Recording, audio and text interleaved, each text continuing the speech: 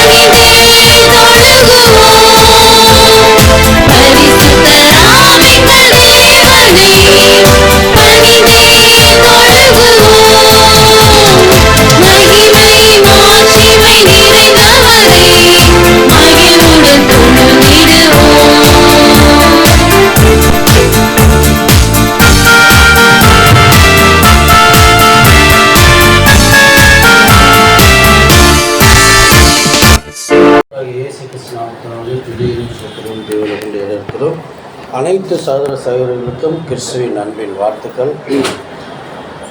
இந்த பாடத்தின் தலைப்பு சகோதரர் சொன்னமாக பிலிப்பியன் ஜெயிலர்ன்றதை தான் பார்க்க போகிறோம். ஆதார வசனம் வாசிக்கலாம். அப்போஸ்தலர் 16:31 அதற்கு அவர்கள், கர்த்தராகிய இயேசு கிறிஸ்துவை விசுவாசி, அப்பொழுது நீயும் உன் வீட்டாரும் ரட்சிக்கப்படுவீர்கள் என்று சொல்லி, கர்த்தராகிய இயேசு கிறிஸ்துவை விசுவாசி, அப்பொழுது நீயும் உன் வீட்டாரும் ரட்சிக்கப்படுவீர்கள் என்று சொல்லியிருக்காரு. விசுவாசி என்றுன்னு பார்த்தோன்னா நிறைய விசுவாசங்கள் இருக்குது. என்னென்ன விசுவாசம்னு பார்த்தோன்னா, பாபிலோனில் இருக்கவங்க கூட விசுவாசிக்கிறாங்க, பேசப்படுறவங்க கூட விசுவாசிக்கிறாங்க. இந்த விசுவாசம் என்ன அப்படின்றத தான் பார்க்க போகிறோம். இப்போ என்ன விசுவாசத்தை பார்க்க போகிறோம்? இந்த விசுவாசத்தினால நம்ம எவ்வளோ தூரத்துக்கு நம்ம இம்ப்ரூவ்மெண்ட் ஆகிருக்குன்றதான் பார்க்க போகிறோம். யார் அப்படின்றதான் பார்க்க போகிறோம். ஒரு சகோதரனோ ஒரு சகோதரியோ ஒரு ஊழியத்து நிமித்தமாக ஏதோ ஒரு பிரச்சனைகளை மாட்டிக்கொள்ளும் போது அவங்களுடைய மனநிலைமைகள் எப்படி இருக்குன்றதில் தான் அந்த பாடத்தை பார்க்க போகிறோம். அந்த மனநிலைமையில் இருக்கக்கூடியதில் தான் 2 பேர் போகிறாங்க. யாருன்னு பார்த்தீங்கன்னா, பவுலும் சீலாவும் 2வது பயணத்தில் போகிறாங்க. அந்த 2வது பயணத்தில் போகும்போது அங்கே ஒரு சகோதரி வீட்டில் இருக்கிறாங்க. சகோதரி பேர் யாருன்னு தெரியுங்களா? அந்த சகோதரி வீட்டில் இருந்து தான் ஊழியத்தை பண்ண போகிறாங்க. அந்த சகோதரி யாருன்னு தெரியுங்களா? சொன்னாங்க யாரோ ஒருத்தங்க. லீதியான்ற வீட்டில் தான் இது பண்ணுறாங்க. இப்போ அந்த லீதியான்ற வீட்டில் இருந்து தான் தொழுது கொள்றதுக்கு போயிட்டுருக்காங்க. இந்த பவுலும் சீலாவும் ஊழியத்துக்கு போயிட்டு இருக்கும்போது எங்கெங்கே தொழுது கொண்டுட்டு இருக்கிறாங்களோ அங்கங்கெல்லாம் போய் இவங்க போய் பிரசங்கத்தை போய் சொல்லிக்கிட்டு இருக்கிறாங்க. அப்போ சொல்லி இப்போ அந்த இடத்துல போயிட்டு இருக்கும்போது தான் ஒரு இளம் சகோதரியை அவர் பார்க்குறாரு. அந்த இளம் சகோதரியை பார்க்குறாங்க, நல்ல பொண்ணு தான். ஆனால் அந்த பொண்ணு செஞ்சுக்கிட்டு இருக்கிற வேலை ஒரு தவறான வேலையாக தான் இருக்குன்றார். டெய்லி போகிறாங்க, அந்த பொண்ணை பார்க்குறாங்க, ஆனால் அந்த பொண்ணை செய்யக்கூடிய வேலையை பார்த்துக்கிட்டே இருக்கிறாங்க. அவங்க பாட்டு ஊழியத்தை பண்ணிக்கிட்டே இருக்கிறாங்க. ஒரு நாள் அந்த பொண்ணு என்ன வேலை செய்கிறன்றதை பார்க்குறாங்க. படிங்க சார், பொறுமையாக கொஞ்சம் நிதானம் படிங்க சார். குறி சொல்லுதல், எதிர்காலத்தை பற்றி முன்னுரைத்தல், தொலைந்து போன பொருள்களை கண்டுபிடித்தல். ரொம்ப ஈஸியாக இருக்குது பாருங்கள். இப்போ நம்ம எதை பற்றி கவலைப்பட தேவையில்லை. ஏதாவது தொலைஞ்சிச்சுன்னா அந்த பொண்ணுகிட்ட போனோன்னா நமக்கு என்ன ஆச்சுரும், கிடச்சிருப்போம். அடுத்தது படிங்க சார். அது என்ன ஆவிகளோடு தொடர்பு கொள்ளுதல்? எந்த ஆவியை பற்றி சொல்கிறாங்க? இப்போ நம்ம கண்டுபிடிச்சிடலாம் எந்த ஆவின்னு. ஆனால் இவங்க எந்த ஆவிகளை வச்சு தொடர்பு கொள்றதா இருக்கும். கொஞ்சம் பேசிக்கிட்டே இருந்தீங்கன்னா நல்லா இருக்கும்போ. அது நமக்கு தெரியுது. ஆனால் இவங்க எந்தவளோட ஆவின்னா செத்து போனவங்க இருக்க பாருங்க, அவங்களோட ஆவிகளோட தொடர்பு கொண்டதை பற்றி தான் பேசுகிறாரு. படிங்க சார். மேலும் அங்குள்ள எண்ணங்களால் அறியப்பட்டதோடு மேற்சொன்ன கிரியைகள் மூலம் அவளுடைய எஜமான்களுக்கு அதிக அளவில் வருமானத்தை ஈட்டிக் கொடுத்து வந்தாள். இந்த பொண்ணு என்ன செஞ்சுட்டு கிடக்குன்னா, எங்கெங்க கிடைக்குதோ அந்த இதை வச்சு இந்த ஒரு எஜமானுகள் வச்சு இந்த பொண்ணை வச்சு ஒரு வியாபார ஸ்தலம் மாதிரி பண்ணிக்கிட்டு இருக்கிறாங்க. என்ன அப்படின்னு பண்ணால், இங்கே தொலைஞ்சி போன பொருள் ஏதாவது காண போச்சுன்னா நேராக எங்கள்கிட்ட வாங்க. யாராவது ஒருத்தவங்கள்ட்ட பேசணும் அப்படின்னா நீ என்கிட்ட வந்தீங்கன்னா எங்கள்கிட்ட ஒரு அமௌண்ட்டை நீங்கள் கொடுத்துருங்க. கொடுத்துட்டு ஒரு பாடு இவங்க கண்டுபிடிச்சி கொடுக்க மாட்டாங்க. யாரை கூப்பிடுவாங்க? அந்த ஸ்திரியை கூப்பிடுவாங்க. அந்த ஸ்திரியை கூப்பிட்டு வச்சுட்டு அந்த ஸ்திரிக்கு உண்டான ஒரு அமௌண்ட்டை கொடுத்துவிட்டு இவங்க அந்த பொருளை காண வேண்டியது இடத்த என்னன்னு சொல்லி கொடுத்தது மிச்ச அமௌண்ட்டை யார் எடுத்து வச்சுக்காங்க? இந்த எஜமானுகள் வச்சுக்க வராங்க. இதை ரெகுலராக பார்த்துக்கிட்டே இருக்கிறார். யார் பார்த்துக்கிட்டு இருக்கிறா? பவுலும் சீலாவும் 2 பேரும் பார்த்துக்கிட்டே இருக்கிறாங்க. அப்போ பார்த்துக்கிட்டே இருக்கும்போது ஒரு நாள் இந்த பொண்ணு என்ன பண்ணுதுன்னா, பவுலும் சீலாவும் பார்த்து பேசுது. அப்போஸ்தலர் 16:17. அப்போஸ்தலர் 16:17. அவள் பவுலையும் எங்களையும் பின்தொடர்ந்து அவள் எவள்? யாருங்களா? அந்த ஸ்திரீ. அவள் பவுலையும் எங்களையும் பின்தொடர்ந்து வந்து இந்த மனுஷர் உன்னதமான தேவனுடைய ஊழியக்காரர். இந்த மனுஷர் உன்னதமான தேவனுடைய ஊழியக்காரன். சரிதானுங்களா? சரியாதானு சொல்லுது பொண்ணு. ரைட். ரட்சிப்பின் வழியை நமக்கு அறிவிக்கிறவர்கள் என்று சத்தமிட்டார். ரட்சிப்பின் வழியை நமக்கு அறிவிக்கிற என்று சத்தமிட்டு சொன்னான்றது சொன்ன விஷயம் கரெக்ட் தானுங்களா பிரதர்? இப்போ இந்த பொண்ணு சொல்லுது என்னன்னு பார்த்தீங்கன்னா, இந்த மனுஷர் உன்னதமான ஊழியக்காரன். யாரை பார்த்து சொல்லுது? பவுலையும் சீலாவையும் பார்த்து சொல்லுது. இவங்க பின்னாடி போனாதான் என்ன கிடைக்க போகுது? ரட்சிப்பின் வழியில் கிடைக்க போகுதுன்றப்போ இந்த பொண்ணு சொல்லுதா இல்ல இந்த பொண்ணுக்குள்ள இருக்கக்கூடிய கெட்டு போன தேவதூதர்கள் சொல்லியிருக்காங்களா? கெட்டு போன தேவதூதர். ஏன்னா இந்த பொண்ணுக்கு அவ்வளவு தூரத்துக்கு தெரியாது, நமக்கு தெரியாது என்னன்னு தெரியல. ஆனா அது யாருன்றத, பவுலும் சீலாவும் யாருன்றது யாருக்கு தெரியும்னா இந்த பொண்ணுக்குள்ள இருக்கக்கூடிய கெட்டு போன தேவதூதர்கள் சொல்லணும். எதுக்காக இந்த பொண்ணு பவுலை பார்த்து இந்த மேட்டர் சொல்லணும்? கொஞ்சம் சொன்னீங்கன்னா நல்லா இருக்கு. ரட்சிப்பின் வழி ஒரு பின்னாடி போனதான் ரட்சிப்பின் வழியை கிடைக்கக்கூடிய அளவுக்குன்னு சொல்லணுன்றப்போ எதுக்காக இந்த கெட்டுப்போன தேவதூதர்கள் பவுலையும் சீலாவையும் பார்த்து இந்த வார்த்தை சொல்லணும்? ஏன்னா ரொம்ப நாள் ஒரு இந்த பொண்ணை பார்த்துக்கிட்டே போயிட்டே இருக்கிறாரு. இந்த கெட்டுப்போன தூதர்கள்லாம் என்ன பண்ணிருக்குன்னா இவரை விரட்டக்கூடிய பவர் இவர்கிட்ட இருக்குன்றது தெரிஞ்சிருக்கும். தெரிஞ்சுக்கிட்டதுனால என்ன பண்ணலாம்னா நம்ம இப்படியே விட்டுட்டோம்னா இவர் ஒரு நாள் நம்மளை என்ன பண்ணிடுவாரு? விரட்டி அடிச்சிடுவாரு. நம்ம நல்லவன் மாதிரி நம்ம காமிச்சிக்கணும். அதனால தான் இந்த வசனத்தை சொல்லுது. என்ன வசனத்தை? இந்த மனுஷர் உன்னதமான தேவனுடைய ஊழியக்காரன், நல்லவன் மாதிரி நடிக்கிறதுக்காக இந்த வார்த்தையை சொல்லுது. அப்போ இவர் வழியில் பின்னாடி போனதான் ரட்சிப்பு நமக்கு கிடைக்கணும். இப்படி நம்ம சொல்லிட்டோம் அப்படின்னா இவர் நம்மளை எந்த விதத்திலும் டிஸ்டர்ப் பண்ணாம, இது மாதிரி ஒரு ஊழியக்காரர் பார்த்து ஒரு கெட்டு போன சொல்லிட்டோன்னா நம்ம என்ன நினைப்போம்னா கெட்டு போன தேவதூதர்களே நம்மளை சொல்லிட்டா இருப்பாடு, இவங்க கூட சொல்லலாம் இவங்க சொல்றாங்களேன்னு நினைப்பாங்க. உடனே இவர் என்ன யோசிக்கிறாருன்னா பவுல் இம்மிடியேட்டா உடனே கோவம் வந்துருச்சு இவருக்கு. ஏன் கோவம் வந்துருச்சுன்னு பார்த்தீங்கன்னா படிங்க சார். கொடுக்கப்பட்ட சாட்சி சத்தியமாய் இருந்தது. கொடுக்கப்பட்டது என்னன்னா சாட்சி, உண்மையான சாட்சி தான். கொடுக்கப்பட்டது என்னன்னா சத்தியம். அந்த அம்மா தானே சொல்லியிருக்குது. அந்த அம்மா சொன்னதா அந்த அம்மாக்குள்ள சொன்னதா? கெட்டு போன தேவதூதர் சொன்னது உண்மைதான். கரெக்டா? படிங்க சார். அவர் சினமடையாமல் சத்தியம் வரக்கூடாத நபர்களிடமிருந்து வந்ததால் அவர் சினமடைந்தார். இதான் சொல்ற. அவர் கோபம் வரத்துக்கு என்ன காரணம்? சத்தியம் வரக்கூடாத இடத்துல இருந்து வந்திருக்குது. அதனாலதான் இவர் கோபம் எடுக்கிறார். படிங்க சார். ஏனெனில் அசுத்த ஆவி ஒருபோதும் சத்தியத்தை மதிப்பதில்லை என்று அறிந்திருந்தார். என்ன தெரிஞ்சுக்கிட்டாருன்னா சத்தியம் வரக்கூடாத இடத்துல இருந்து வந்திருக்குது. அதனாலதான் இவர் சினம் அடைஞ்சிருக்கிறாரு, கோபம் அடைஞ்சதுனால. ஏன்னா சத்தியம் வரக்கூடாத இடத்துல இருந்து ஒருத்தவங்கள்ட்ட திடீர்னு ஒரு விஷயம் வருதுன்னா அவங்கள யாருக்குன்னா கண்டிப்பா ஒரு வளர்ச்சி அடைவதற்காக கண்டிப்பா கிடையாது, அவங்கள வீழ்ச்சி அடைகிறதுக்காக தான் கண்டிப்பா செய்யக்கூடியதான். ஏன்னா கெட்டு போன தேவதூதர்கள் என்னைக்குமே நம்மளை யாரையுமே வளரவே விடாது. வளர விடாதனால தான் இந்த ஒரு நேக்க தெரிஞ்ச உடனே இவர் பின்னாடி போனதான் ரட்சிப்பின் வழி நம்ம கிடைக்குன்னு தெரிஞ்சுட்டு இவரை பகைச்சிக்கிட்டா நம்ம என்ன பண்ண முடியாது, இந்த பிஸ்னஸை பண்ண முடியாதனால இந்த சிரிக்குள்ள இருந்துக்கிட்டு எல்லா வேலையும் செஞ்சுக்கிட்டு இருக்கிறாங்க. அதை உடனே பார்த்து பவுல் என்ன பண்ணிட்டாருன்னா படிங்க சார். அப்போஸ்தலர் 16ஆம் அதிகாரம் 18ஆம் வசனம். இப்படி அநேக நாள் செய்து கொண்டு வந்தார். எவ்வளவு நாள் செஞ்சுக்கிட்டு இருக்காங்க? ரொம்ப அநேக நாள் செஞ்சுக்கிட்டே இருந்திருக்கிறாங்க. பவுல் சினம் கொண்டு பவுல் சினம் கொண்டு வரதுக்கு காரணம் என்னங்களா? திரும்பி பார்த்து நீ இவளை விட்டு புறப்படும்படி இயேசு கிறிஸ்துவின் நாமத்தினாலே உனக்கு கட்டளையிடுகிறேன் என்று அந்த பவுல் சினம் கொள்றதுக்கு என்ன காரணம்? பவுல் சினம் கொண்டு போறதுக்கு என்ன காரணம்? வராத இடத்துல வசனம் யார்கிட்ட வந்திருக்குது? தேவதூது, கெட்டு போன தேவதூத வந்தனால தான் இவருக்கு கோபமா இருக்கிறாரு.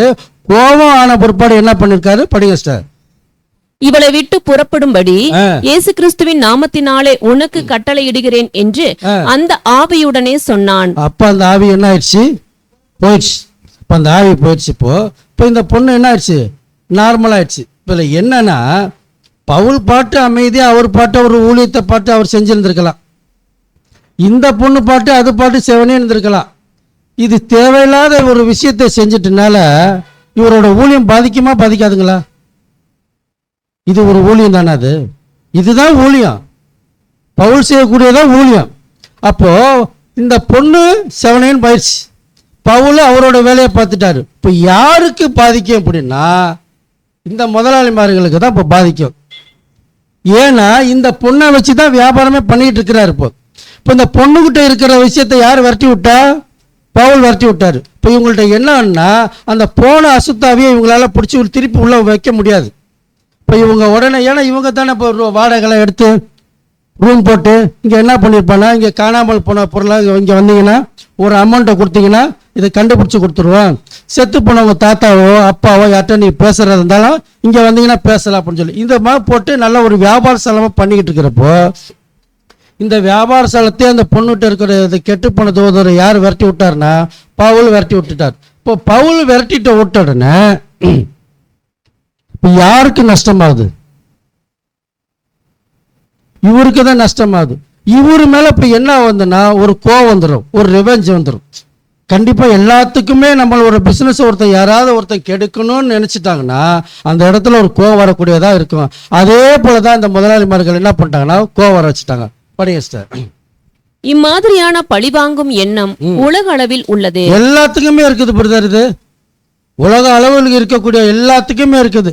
யாருக்கும் இல்லைன்னு சொல்லவே முடியாது. பழி வாங்கக்கூடிய எல்லாத்தையும் ஒரு தரித்திரனா இருக்கக்கூடிய ரோட்ல கையேந்தி கொண்டிருக்கவன்ட்ட கூட பார்த்தீங்கன்னா அந்த கோவம் இருக்கும். நம்ம அவனை போய் ஏதாவது ஒருத்தனை நம்ம சீண்டணும் அப்படின்னா நம்ம கண்டிப்பா அவன் நம்மளை சீண்ட ஆரம்பிப்பான். நம்ம ஒன்றும் இல்லாதவன், அவன் எல்லாத்திலும் முயற்சி இருக்கிறவன்லாம் நினைக்கல மாட்டான். நம்ம அவனை சீண்டணும் அப்படின்னா கண்டிப்பா சீண்டுவான், சீண்டாமலாம் இருக்க மாட்டான். அதே போலதான் பவுல் அந்த பொண்ணுகிட்ட இருக்கிற அசுத்தாவை விரட்டினாரு. விரட்டின உடனே சும்மா விட்டுட்டாங்களா? விடல. பழி வாங்கக்கூடிய எண்ணங்கள் இருக்குது. இதே போல எல்லாத்துக்கும் தான் இருக்குது. படிய சட்டது சத்தியமும் அதன் ஊழியமும் தங்கள் வழியில் அமைதியாக செல்கின்ற வரை உலகம் அவர்களுடைய சொந்த அலுவல்களில் மூழ்கி இருப்பார்கள். நம்மளுடைய சத்தியம் யாருக்கும் பாதிக்காத அளவுக்கு, நம்மளுடைய சத்தியம் யாருக்கும் பாதிக்காத அளவுக்கு நம்ம சொல்லிக்கிட்டே இருந்தோம்னா நம்ம பாட்டு சத்தியம் நம்மளே போயிட்டு இருக்கோம், அவங்க பாட்டு அவங்க செவனேன்னு இருப்பாங்க. அப்படித்தானுங்களே? இதே போலதான் இருக்கும். நம்ம யாருக்கும் எந்த விதத்தில் தொந்தரவு இல்லாம சத்தியத்தை கொடுத்தோம்னா அவங்க பாட்டு அவங்க இருப்பாங்க, நம்ம பாட்டு நம்ம இருப்பாங்க. படிங்க சார். ஆனால் யாரேனும் சத்தியத்தையும் அதன் நீதியையும் புரிந்து கொண்டார்கள் என்று தெரிந்தால் அவர்களுடைய விருப்பங்களுக்கும் எதிர்பார்ப்புகளுக்கும் யாராவது ஒரு சத்தியம், நம்மளுடைய சத்தியம் அவங்களுக்கு பிடிச்சி போய், நம்மளுடைய சத்தியம் அவங்களுக்கு பிடிச்சி போய் அவங்களுக்கு டிஸ்டர்ப் ஆகிற மாதிரி இருந்துச்சுன்னு வச்சுக்கலாம், நம்மள என்ன பண்ணுவாங்க? ரிவெஞ்ச் பண்ண ஆரம்பிப்பாங்க. படிங்க சார். அடுத்தது தீங்கு விளைவிக்க நினைப்பதோடு இவ்வுலகம் அவர்களை வீரியத்துடன் பார்க்க விடும். இப்ப வீரியத்துடன் பார்க்க ஆரம்பிச்சிருச்சா? இப்ப நம்மளோட சத்தியம் கேட்கிற வரைக்கும் ஒன்னும் டிஸ்டர்ப் பண்ணல.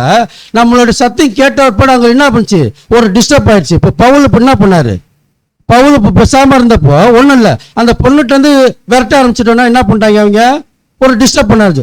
இப்போ என்னன்னா ஒரு கேள்வி, இப்போ வீரியத்துடன் நம்மளை வந்து எந்த டிஸ்டர்பும் பண்ணாத வரைக்கும் ஒன்றும் பண்ணல. நம்மளோட ஊழியம் பண்ணும் போது அவங்க வந்து நம்மளை டிஸ்டர்ப் பண்ண ஆரம்பிச்சிட்டாங்க. இப்போ டிஸ்டர்ப் பண்ணும் போது நாம என்ன பண்ணலாம்? நம்ம டிஸ்டர்ப் பண்ற வரைக்கும் பண்ணல. இப்போ நம்மளுடைய ஊழியம் அவங்களை கேட்டு சத்தியத்தை கேட்டு தவறா நினைச்சிட்டு நம்மளை டிஸ்டர்ப் பண்ணும் போது நம்ம என்ன பண்ணலாம்? ஆப்ஷன் ஏ, மறுபடியும் அவங்களை திட்டணும், அடிக்கலாம். ஆப்ஷன் பி, இன்னொன்னு செய்யலாம், சத்தியத்தை அவங்களுக்கு சொல்லலாம். ஆப்ஷன் 3, அப்படியே விட்டுட்டு ஓடி போயிடலாம். எது செய்யலாங்களே? அப்படியே விட்டுட்டு போயிடணும். நல்லா யோசிச்சு சொல்லு. அவங்க வரவங்களை நம்ம வந்து அடிக்கிறதுன்றது கூடாது. ரெண்டாவது, நாம அவங்களுக்கு சத்தியத்தை சொல்லணும். மூணாவது என்ன சொல்றாருன்னா அப்படியே விட்டுட்டு போயிரு அப்படின்றாரு. எதை செய்யலாங்களே? யோசி சொல்லுங்க.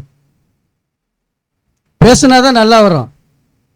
நம்ம பேசிக்கிட்டே இருக்கணும். சத்தியத்தை பத்தி பேசினாதான் நம்ம பேசுவோம். பேதுரு மாதிரி நம்ம பேசிக்கிட்டே இருக்கணும்.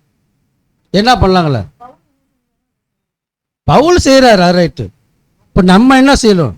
இப்போ நமக்கு வந்திருக்குது. இப்போ 3 ஆப்ஷன் கொடுத்துருக்கிறாரு. ஒன்று, அவங்க அடிக்க வராங்கன்னா நம்மளை அடிக்கிறதா? அடிக்க கூடாது. இல்லை, அவங்களுக்கு நம்ம சத்தியத்தை சொல்லணுமா? நம்ம சத்தியத்தை சொல்லணும். ரைட்டு, சத்தியம். அப்போ ஆக்ரோஷமாக கோபமாக ஒருத்தர் வந்திருக்கிறாரு. அவர்கிட்ட போய் வாங்க பிரதர், நீ கோபமாக இருக்கிறீங்களே, வாங்க உங்களுக்கு என்ன பிரதர் திருத்தூர் தானே பண்ணணும், வாங்க பிரதர் திருத்தூரை பற்றி சொன்னால் ஏற்றுக்குவாரா? ஏற்றுக்க மாட்டார். எப்படி ஏற்றுக்குவார்? எப்படின்னா ஒரு விஷயத்த கன்வென்ஷன் பண்ணக்கூடிய அளவுக்கு நம்ம கொண்டு போகக்கூடாது. அவர் மனம் மாறி திரும்பி நம்மள்கிட்ட வரும்போது தான் சத்தியத்தை சொல்லக்கூடியதாக இருக்கணுன்றாரு. எப்படின்னா ஒரு லேண்டு எப்படி இருக்குன்னு பார்க்கணும். அந்த லேண்ட் நல்லா பதப்பட்டதாக இருக்கணும். அப்பதான் சத்தியத்தை சொல்லணும் அப்படின்னு சொல்றாரு. அப்போ கோபமா ஆக்ரோஷமா நம்ம மேல ஆக்ரோஷத்தோடு இருக்கிறவங்கள்ட்ட போய் நம்ம சத்தியத்தை சொன்னா ஏற்ற மாட்டாங்க. இன்னும் கோபம் தான் வரப்போ. அதுக்கு தான் படிங்க அடுத்தது. விட்டு விடுவது நமக்கு மிக மிக நன்று. விட்டு விடுவது என்ன பண்ணா மிக மிக நன்றுன்றாரு. அந்த இடத்துல இன்னும் நம்ம ரிவெஞ்ச் பண்ணிக்கிட்டே இருக்கக்கூடாது. நம்மளும் பதிலுக்கு பதில் பண்ணிக்கிட்டு இருந்தோம், இன்னும் வாக்குவாதம் அதிகமாகிட்டு தான் இருக்குதோ. சுவிசேஷத்தை அறிவிக்கும் போது அதை மனிதருடைய இருதயத்தை பிளக்கும் சத்தியமாக பயன்படுத்த. சுவிசேஷத்தை நம்ம சொல்லும் போது ஒரு மனுஷங்களுடைய இருதயத்தை பிளக்கும் சத்தியமாக இருக்கக்கூடியதுன்றாரு. அப்போ பேதுரு மட்டும் சொல்லும் போது மட்டும் இருதயத்தில் குத்தப்பட்டதுன்னு சொல்லியிருக்கிறாரு. அது கரெக்டு தானுங்களா? பேதுரு சொன்னார்ல, பேதுரு சொன்ன போது இருதயத்தில் என்ன சொன்னப்பட்டது? குத்தப்பட்டுச்சு. ஜனங்கள்லாம் சொன்னாங்களா இல்லையா? இப்போ அங்கே ஒன்று சொல்றாரு, இங்கே ஒன்று சொல்றாரு பிரதரு. அது ஒரு நியாயமா? அப்போ அவரோட சத்தியம் சொல்லிட்டு இருப்பாடு. மொத்தம் எத்தனை பேர் இங்கே ஆலோசனை எடுத்தாங்க? 3 பேருங்களா? 3000 பேர் எடுக்கக்கூடிய. அப்போ ஒரு மணி நேரம் எடுத்திருப்பாரா? அப்போ எவ்வளோ ஆழமான ஒரு சத்தியம் இந்த இடத்துல இருந்திருக்குது. அப்போ அங்கே மட்டும் இருதயம் குத்தப்பட்டது, இங்கே என்ன சொல்றாரு? இருதயம் பிளக்கக்கூடிய சத்தியமா இருக்கக்கூடாதுன்றாரு. படிங்க சார். ஏற்கனவே இருதயம் நொறுங்குண்டவர்களாக இருப்பவர்களுக்கு ஏற்கனவே அவங்களுடைய இருதயம் ரொம்ப தான் இருக்குது. அவங்கள்ட்ட போய் மீண்டும் மீண்டும் நம்ம சத்தியத்தை சொல்லக்கூடாது. யாருடைய இருதயம் ஏற்றுக்கொண்டதோ காயம்பட்டு ஏற்றுக்கொள்ளப்பட்ட அளவுக்கு இருக்குதோ அவங்கள்ட்ட போய் நீ சொல்லுன்றாரு. அதுக்கு தான் சொல்றாரு, காது உள்ளவன் தான் சொல்றாரு. யார் கேட்கக்கூடிய வாஞ்சை இருக்குதோ அவங்கள்ட்ட சொல்லு. யார் நம்ம மேல எதிர்த்து கொண்டு இருக்கிறாங்களோ அவங்கள்ட்ட சொல்றது வேஸ்ட். படிங்க சார்.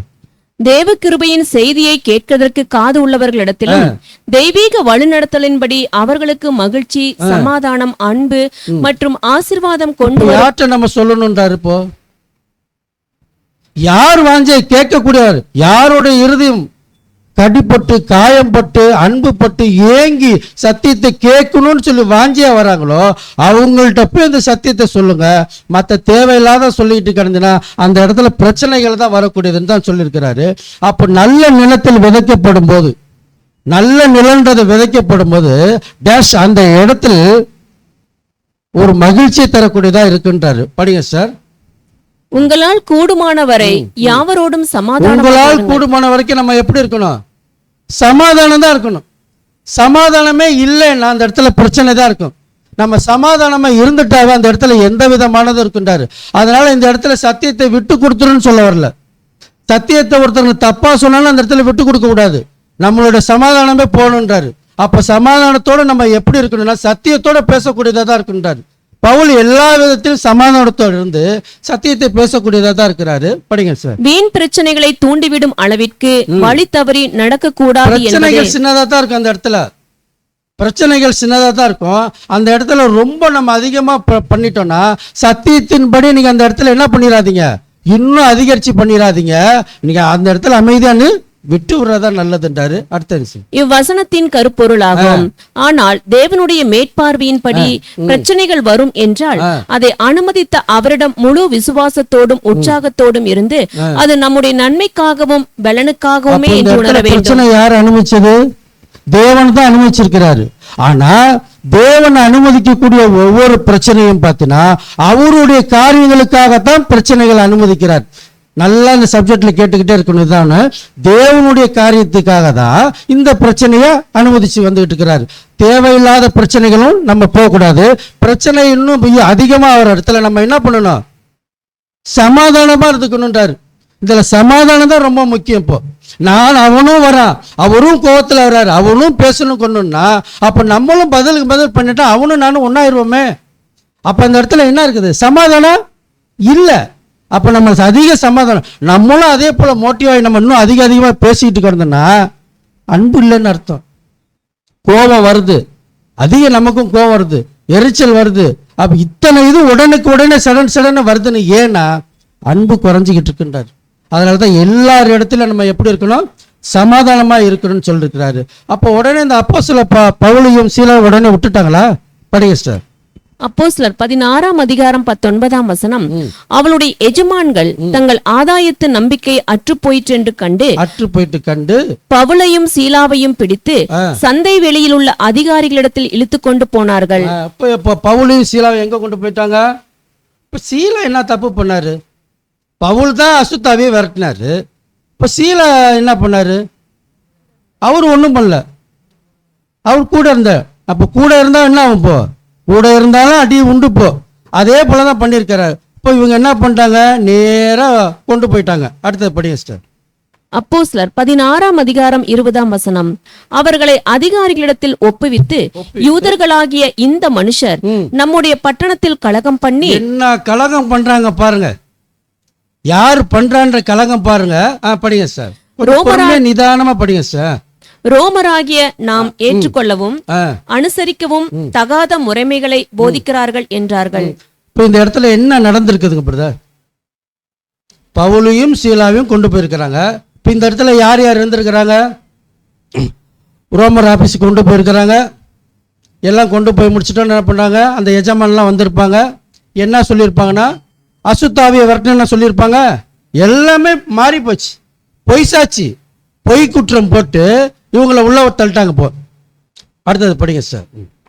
அப்போஸ்தலர் 16:22 அப்பொழுது ஜனங்கள் கூட்டம் கூடி. ஜனங்களுக்கு என்னன்னா ஒரு என்டர்டைன் வேணும். அந்த இடத்துல ஜனங்களுக்கு எப்பொழுதும் என்டர்டைன் வேணும். அவங்க எல்லாமே ஒரு விரோதமான குற்றத்தை செலுத்திட்டாங்க. இப்போ யார் மேல? பவுலும் சீலாவும் மேல தவறான குற்றங்களை போட்டுட்டு ஒருபாடு. அப்போ அவங்களுக்கு இன்னும் என்ன ஒன்றும் பாதிப்பு, வெறுப்பை கொண்டு போற அளவுக்கு கொண்டு வந்தாச்சு. படிங்க சார். அவர்களுக்கு விரோதமாய் எழும்பினார்கள். அதிகாரிகள் அவர்கள் வஸ்திரங்களை கிழித்து போடவும் அவர்களை அடிக்கவும் சொல்லி. இப்போ பவுலும் சீலாவும் என்ன பண்ணிட்டாங்க? இப்போ அடிக்க ஆரம்பிச்சுட்டாங்க. சட்டையை கழட்டிட்டு தான் அடிச்சிருக்கிறாங்க. சட்டையை போட்டுட்டு அடிச்சா அடி கொஞ்சம் கம்மியா இருக்கும், வலி தெரியாதுனால சட்டையை கழட்டி வச்சு அடிச்சிருக்கிறாங்க. இதை பத்தி அப்போஸ்தலன் பவுல் என்ன நினைச்சிருப்பாரு? இதே போல நமக்கு ஒரு சம்பவம் ஒன்று வருதுன்னு வச்சுக்கல, நம்ம என்ன நினைச்சிருப்போம்? நான் எந்த தப்புமே செய்யவே இல்லையே, எனக்கு இதுக்கு சம்பந்தமே இல்லையேன்னு சொல்லிட்டு நம்ம இந்த இடத்துல இருந்து தப்பிக்கிறது தான் பார்ப்போம். ஆனா அவர் எந்த விஷயத்திலும் பேசவே இல்லை. ஆனா கடைசியா பேசுறார், ரோமாதிகாரத்தை பேசுறாரு. கடைசியா இந்த இடத்துல எந்த விதத்திலும் பேசாம இருக்கிறாருன்னா, இவ்வளவு அடியும் வாங்குறதுனா பொய் சாட்சி, குற்றங்கள் எல்லா விதத்திலும் இப்போ அடி சித்திரவதையும் வாங்கிட்டு இவ்வளவு இடத்துல அமைதியா இருக்கிறாருன்னா, பவுல் என்ன யோசிச்சிருப்பாருன்னா, இதே போலதானே நான் அடிச்சிருப்பேன், ஒண்ணுமே இல்லாத ஒரு நன்மையான விஷயத்த நான் தப்பா நினைச்சிட்டு இதே போல எத்தனை பேரை நான் சித்திரவதை பண்ணியிருப்பேன், எவ்வளவு கொடுமை பண்ணியிருப்பேன், இதே போல பொய்சாட்சின்ற வார்த்தை மூலமா நான் எவ்வளவு சித்திரவதை பண்ணியிருப்பேன் நினைச்சிட்டு இது அந்த வார்த்தையை அப்படியே வாங்கிட்டு இப்போ நான் நல்லவன் சொல்ற அளவுக்கு கூட ஒன்றும் ஏத்துக்க முடியாது. இந்த நிலைமையில கூட நான் என்ன பண்ணேன்? இதெல்லாம் எனக்கு கொடுக்கப்பட்டுள்ள ஒரு ரிவார்டு, நமக்கு கொடுக்கப்பட்ட ஒரு ரிவார்டு அப்படின்னு தான் சொல்றாரு. இந்த வரத்துக்கு காரணம், இவ்வளவு பாடுபடுறதுக்கு காரணம், இவர் அடிபடுறதுக்கு காரணம், பொய் சாட்சி காரணத்துக்கு எதனால வருது? யாருனால வருதுங்கிறது நமக்கும் இதே போலதான் இருக்குது. இப்போ இவ்வளவு தூரம் பாடுபடுறதுக்கு, சட்டையை போட்டு அடிச்சு கிழிச்சு சித்திரவதை பண்றதுக்கு, ஏன்னா யாருனால இந்த பிரச்சனை வருதுங்கள?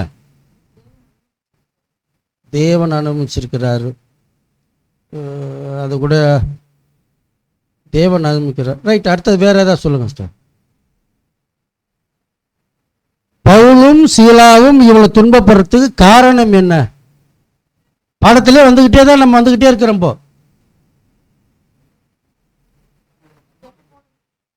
யாரோ சொன்னீங்க, படிங்க சார். எபேசியர் 6:12. எபேசியர் 6:12 ஏனெனில் மாம்சத்தோடும் இரத்தத்தோடும் அல்ல, துரைத்தனங்களோடும் அதிகாரங்களோடும் இப்பிரபஞ்சத்தின் அந்தகார லோகாதிபதிகளோடும் வானமண்டலங்களில் உள்ள பொல்லாத ஆவிகளின் சேனைகளோடும் நமக்கு போராட்டம் உண்டு. எதுல ஃபுல்லா இருக்குதுங்களா? வானமண்டலங்களில் உள்ள பொல்லாத ஆவிகளின் சேனைகளோடு நமக்கு எப்பொழுதுமே என்ன உண்டு? போராட்டம் இருந்துகிட்டே தான் இருக்குது. அந்த போராட்டத்தை தான் இப்போ போராடிட்டு இருக்கிறாரு. இப்போ இதே போலதான் நமக்கு ஒவ்வொரு விதமான விதத்திலும் போராட்டம் வந்துகிட்டே தான் இருக்குன்றாரு. இப்போ அடுத்தது என்னன்னா, இப்போ ஜெயில தூக்கி உள்ள போட்டுறாங்க. இப்போ போல இதெல்லாம் ஒரு ரிவார்டு அவருக்கு. அடி சித்திரவதைப்படுறாரு. ஏன் இந்த இது சித்திரவதைக்கு காரணம் என்ன அப்படின்னா, எதை விரட்டி விட்டாரோ, அது என்ன சொல்லிட்டு போனதோ, அது என்ன காரியம் இப்ப நம்மளை செஞ்சுக்கிட்டு இருக்குது பாரு, இதை யார் அனுமதிச்சு கொண்டு இருக்கிறார்? தேவன் பார்த்து கொண்டு தான் இருக்கிறார். அப்ப நமக்கு ஏதோ ஒரு தவறான போல நல்லவன் போல ஒரு செய்தி வந்தாலும் நம்ம உடனே அதை வாங்கி வச்சுக்க கூடாது. அது ஏதோ நம்மளை ஏதோ பாராட்டுதுன்னு நினைக்க, வளர்ச்சியே அடையாது, நம்மளை வீழ்த்துவதற்காக தான் இருக்கணும்னு நினைக்கணும். அதே போலதான் இவ்வளவு தூரத்துக்கு கொண்டு போயிட்டு இருக்க அடுத்த ஸ்டெப் இப்போ. அப்போ கொண்டு போகும்போது இதே போல நாளைக்கு ஒரு கலெக்டர் ஆஃபீஸில் நம்மளுடைய ஒரு சகோதரரை இதே போல கலெக்டர் ஆஃபீஸ் வாசல்ல அடி அடி அடின்னு அடிச்சு நொறுக்க போறாங்க. யாருன்னு கேட்குறீங்களா? அப்படிதான் யாருன்னு சொல்ல முடியாது. இது மாதிரி அடிக்கிறாங்கன்னு வச்சுக்கல, நம்மளுடைய மனநிலைமை எப்படி இருக்கும்? ஏன்னா இதையும் ரசல் பிரதர் எழுதியிருக்கிறார், ஒவ்வொருத்தவங்களோட மனநிலைமை எப்படி இருக்கும் அப்படின்றத பற்றி எழுதியிருக்கிறார். இப்போ இவர் இதே போல் பவுலை போல் நம்மளோட ஒரு கலெக்டர் ஆஃபீஸில் சட்டையை கழட்டி போட்டு அடி அடின்னு அடிக்கலாம் இருக்கிறப்போ மற்றவருடைய மனநிலைமைகள் எப்படி இருக்கும் அப்படின்றனா எப்படி இருக்குங்கள? ஒருத்தர் சொல்லலாம், இவருக்கு தேவையில்லாதது பிரதர் அப்படின்னு கூட சொல்லலாம். இவர் அப்பயே எங்க கூட பின்னாடி உட்கார்ந்துருக்கலாம் பிரதர். இந்த மாதிரி இருந்துச்சுன்னா உலகத்தின் ஆவிதான் அவர்கிட்ட இருக்குது அப்படின்றாரு. இது தேவன் அனுமதிச்சிருக்கிறார். இவர் இந்த இடத்துல இந்த சூழ்நிலைக்கு தேவன் கைவிடப்பட்டுட்டார் என்ற சூழ்நிலையை வச்சுக்க கூடாதுன்றாரு. நமக்கு ஏதோ ஒரு ரிவார்டு கொடுக்கறதுக்காக தான் வச்சிருக்கிறேன்றாரு. படிங்க சார். சுவிசேஷ ஊழியத்திற்காகவும் ஆதிகால சபை ஊழியர்களை போன்றே, யாரு? பவுலும் சீலாவும் ஊழியர் போன்றவும் நாமும் தற்காலத்தில் எப்போதும் தயாராக இருக்கவும். நாமும் தற்காலத்தில் எப்பொழுதும் தயாராக இருக்கணும். எதுக்குங்களா? அடி வாங்கறதுக்கு. யார் அடி வாங்கணும்? கூட இருக்கிறவங்களுக்கும் அடி உண்டு. யார் யார் டிராக்ஸ் கொண்டு போறவங்க டிராக்ஸ் கூட போறவங்களுக்கும் அடி உண்டு. கண்டிப்பா அடி உண்டு. அப்போ யார் தப்பு? விரட்டி விட்டது யாரு? பவுல். இப்போ உதவுறது யாரு? சீலாவும் சேர்த்து அடி வாங்கிட்டு கிடக்கிறார். படிங்க. அந்த ஊழியத்திற்கு முழு சாட்சியாக துன்பங்களை சகிக்க முன்வர வேண்டும் என்று. இந்த துன்பங்களை சகிக்க கூடியதுக்கு தேவன் ரொம்ப எதிர்பார்க்கிறார். இந்த விஷயத்தை நீ ரொம்ப சகிக்கிறியா? நீ சகிச்சு போய் இருக்கிறியா? இல்ல நீ மன உடைஞ்சு அப்படியே ஓடி போயிடுறியான்ற மாதிரி சகித்து கொண்டு இருக்கிறான்னு சொல்லி தேவன் ரொம்ப நம்ம பக்கத்துல இருந்து பார்த்து கொண்டே இருக்கிறார். நம்ம சகிக்கிறோமா? ஒவ்வொரு நிமிஷமும் நம்ம பார்த்துக்கிட்டே இருக்கணும். ஒவ்வொரு விஷயத்துல நம்ம என்ன பண்ணணும்னா நம்ம சகிச்சுக்கிட்டு இருக்கிறோமான்னு. திடீர்னு ஒரு சகோதரியே நம்மளை சகோதரன் பார்த்து ஏதோ ஒரு வார்த்தை பேசுறோம். பேசும்போது அந்த பேச்சை நிப்பாட்டி நம்ம சகிக்கிறோமா அவங்க சொன்ன வார்த்தைன்னு உடனே ரிப்ளை கொடுக்குறோமான்றதான் பார்க்க கூடாது. படிங்க சார். முன்வர வேண்டும் என்று தேவன் எதிர்பார்த்து என்பதை நினைவில் கொள்ள வேண்டும். ஆக அவ்வாறான கடின அனுபவங்கள் தேவனுடைய வழிநடத்தலின்படியே என ஏற்றுக்கொள்வதற்கும், அது தேவனுடைய ஆதரவற்ற அல்லது நிராகரிக்கப்பட்ட நிலைமைகளுக்கு.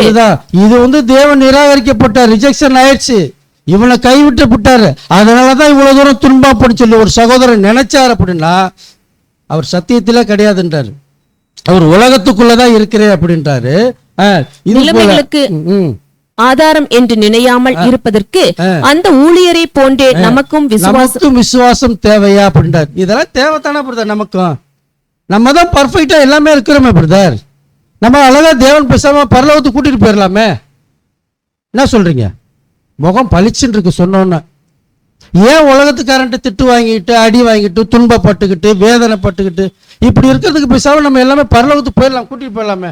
நம்மளை கேள்வி கேட்டுட்டோம், கரெக்டா இருக்கேன், நான் கரெக்டா இருக்கேன் பிரதர் அப்படின்னு இருக்கும்போது ஏன் இவ்வளவு தூரம் துன்பப்படவே தேவையில்லையே? என்ன காரணம் பிரதர்?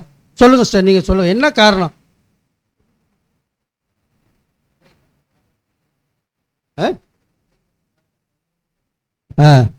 இது பாடுகளை பத்தி சொல்லிட்டு இருக்கிறார், அனுமதிக்கிறார் வேற. என்ன அப்படின்னா ரசல் பிரதர் அழகா சொல்றது எப்படின்னா, ஒரு பள்ளிக்கூடம் இருக்கு, ஸ்கூல் இருக்குது. அந்த ஸ்கூல்ல ஒரு மாணவனா நம்ம இருக்கும்போது டெஸ்ட் ஒன்று நடக்குது. உடனே நம்ம போய் டெஸ்ட் வைக்கிறாங்கன்னு சொல்லி கம்ப்ளைண்ட் பண்ண முடியாது. டெஸ்ட் வைக்கிறதுனால நம்ம என்ன ஆக போறோம்னா பாஸ் ஆக போறோம் கண்டிப்பா. அந்த டெஸ்ட் தான் ரொம்ப கஷ்டம்.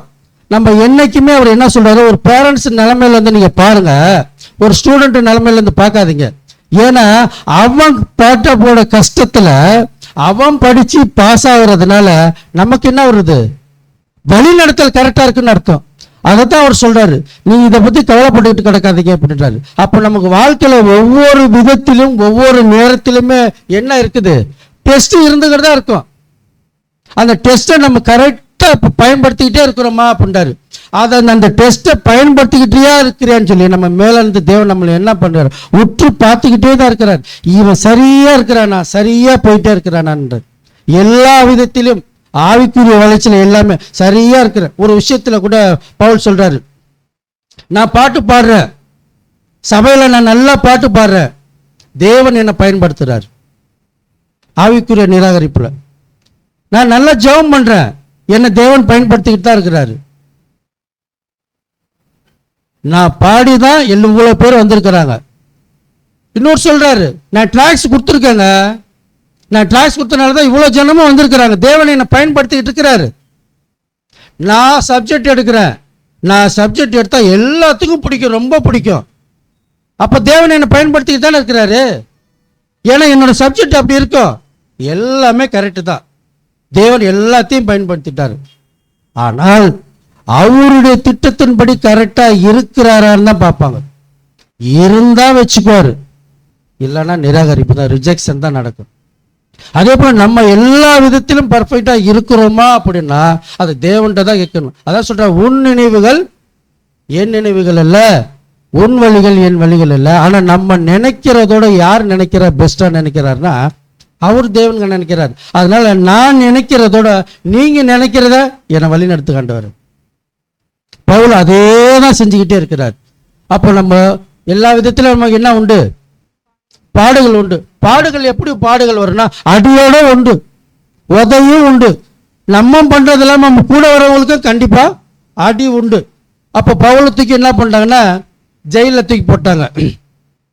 அப்ப அந்த ஜெயிலுக்குள்ள இருக்கிறத பத்தினா ஒரு அதுக்குள்ள ஒரு சின்ன ஜெயில் ஒன்று இருக்கும். படிங்க சத. சிறைகள் அக்காலத்தில் சிறு சிறு அறைகளாக, சின்ன சின்ன அறையா தான் இருக்கும். இப்போ கொஞ்சம் குறைய வெளிச்சமும் காற்றோட்டம் உள்ளதாகவும் கட்டப்பட்டு இருந்தன. கடும் குற்றவாளிகளுக்கு என, கடும் குற்றவாளின்னு ஒருத்தர் இருக்கிறாங்க. அது யாரு, இவங்க ரெண்டு பேரு. ஒரு ஜெயிலுன்னு ஒண்ணு இருக்குது, அதுல காற்றும் இருக்காது, சின்ன சின்ன அறையா தான் இருக்கும். அதுக்குள்ள பார்த்தீங்கன்னா கடும் குற்றவாளிக்குன்னு ஒரு ஜெயில் ஒன்று இருக்குது, அதுல தான் இவங்க ரெண்டு பேரும் தூக்கி போடுறாங்க. படிங்க சார், படிங்க சார். கடும் குற்றவாளிகளுக்கு என உட்காவலரை அல்லது இருண்ட நிலவரையாக கட்டப்பட்டிருக்கும். இந்த உள்ளறையில் தான் அப்போஸ்தலர் பவுலும் சீலாவும் அடைக்கப்பட்டு கால்களில் விலங்கு மாட்டப்பட்டிருந்தார்கள். போட்டு உள்ள அடைச்சு வச்சுட்டாங்க. எந்த விதமான காற்றும் வராதபடிக்கு, எதுவுமே எந்த பேச்சு மூச்சு இல்லாதபடிக்கு உள்ள அடைச்சி வச்சிடறாங்க. அடைச்சி முடிச்சிட்டோம்னா படிங்க சார்.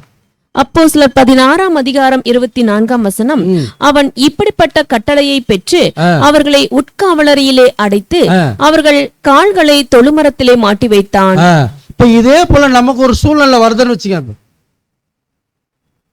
என்ன வருதுன்னா, பொய் சாட்சி சொல்லியிருக்கிறாங்க, ஜெயில போட்டிருக்கிறாங்க, காற்று கூட எந்த விதமான இல்லாதபடிக்கு வந்திருக்குது, அடி சித்திரவதை, ரத்தம் ஒழுக அப்படியே இருந்திருக்குது, காலில் வர கால் கட்டு வர போட்டிருக்கிறாங்க. இப்போ நம்மள அந்த இருட்டு ரூம் வேற, வெளிச்சமே இல்லை. இதே நம்மள தான் என்ன பண்ணியிருப்போம், நம்ம கத்து ஜெயிலே திறந்துடும், அந்த மாதிரி கத்தி இருந்திருப்பாங்க. அவ்வளோ பாடுகள் பட்டிருக்கிறாரு. அப்போ இந்த பாடுபடுற அளவுக்கு என்ன ஒரு மனநிலைமையில இருந்திருப்பேன்றாரு. ஏன்னா நான் படக்கூடிய பாடுகள்ல எனக்கு அதிக சந்தோஷம்னு சொல்லி எழுதுறாரு. எப்போ எழுதுறாரு, நிருபம் எழுதுறாரு, நான் பட்ட பாடுகளை எந்த விதத்திலும் நான் துக்கமா எடுத்துக்கல, அதிகமான சந்தோஷமா தான் இருக்கிறேன் அப்படின்றாரு. படிங்க சார். மிகவும் அதிகமான நித்திய கன மகிமையை உண்டாக்கி, எனக்கு கிடைக்கக்கூடியது என்ன அப்படின்னு பார்த்தீங்கன்னா, எனக்கு நித்திய ஒரு பெரிய ஒரு மகிமை கிடைக்க போகுது அப்படின்றார். எதுல கிடைக்க போகுதுன்றார்னா, அவர் படக்கூடிய பாடுகளை பத்தி சொல்றார். நான் படக்கூடிய பாடுகள், துன்பங்கள், கஷ்டங்கள் எல்லாமே எனக்கு தேவன் என்ன கொடுக்க, இதெல்லாம் எனக்கு கொடுக்கப்பட்ட ஒரு மகிமை அப்படின்றார். படிங்க சார். என்றும் உணர்ந்து அவைகளை லேசான உபத்திரவங்களாக, எல்லாமே என்னன்னா ஒரு லேசான ஒரு உபத்திரம் தான்ன்றார். நம்ம தான் எடுத்துக்கிறது இருக்கின்றார். பெருசாவும் எடுத்துக்கலாம், அந்த பெருசை நம்ம என்ன பண்ணலாம், லேசா ஒரு உபத்திரம் இருக்கு. ஏன் அப்படின்றாருன்னா, இதுக்கு மேல பெரிய ஒரு உபத்திரம் வரும் அப்படின்றாரு. அந்த உபத்திரத்தை நீங்க என்ன பண்றீங்கன்னா லேசா சும்மா சாதாரணமா எடுத்துக்கங்க அப்படின்றாரு. ஏன் அப்படின்னா, நமக்கு தேவன் ஒரு பெரிய ஒரு மகிமையை கொடுக்க போறாரு அப்படின்றாரு. அடுத்த படிங்க சார். இவையே துன்புறுத்தப்பட்ட அந்த மனிதர் துன்ப நேரத்தை வெற்றி கொண்டவராக இருந்திருக்கிறார். அந்த துன்ப நேரத்தை என்ன பண்றாரு? கண்டிப்பா வெற்றி கொள்ள போறோம் அப்படின்றாரு. படிங்க சார். கிறிஸ்துவின் சரீரத்தின் பாடுகளை பெரும் ஸ்லாக்கியத்தை பெற்று தேவனை துதிக்கவும் கிறிஸ்துவின் உபத்திரவங்களில் குறைவானதை நிறைவேற்றும் பொருட்டு. என்னது? கிறிஸ்துவின் உபத்திரங்களில் குறைவானதை நிறைவேற்றும் பொருட்டு அப்படின்றார்கள். என்னது? அப்ப கிறிஸ்து ஏதோ பாடுகளை கொஞ்சோண்டு விட்டுட்டு போயிட்டாரோ, அப்ப அதைத்தான் இவர் நிறைவேற்றுறாங்களோ? அப்ப கிறிஸ்துவின் உபத்திரங்களில் குறைவானதை நிறைவேற்றி கொண்டு இருக்கிறாங்க. யாரு? பவுலும் சீலாவும் நிறைவேற்றி கொண்டிருக்கிறாங்க. படிங்க சார். புதிய உடன்படிக்கையின் மத்தியஸ்தராகிய மாபெரும் நிஜமான மோசே. அது யாரு மாபெரும் நிஜமான மோசை? யாரோ சொன்னீங்க. அப்போ மோசே நிழல் ஒரிஜினல் யாரு?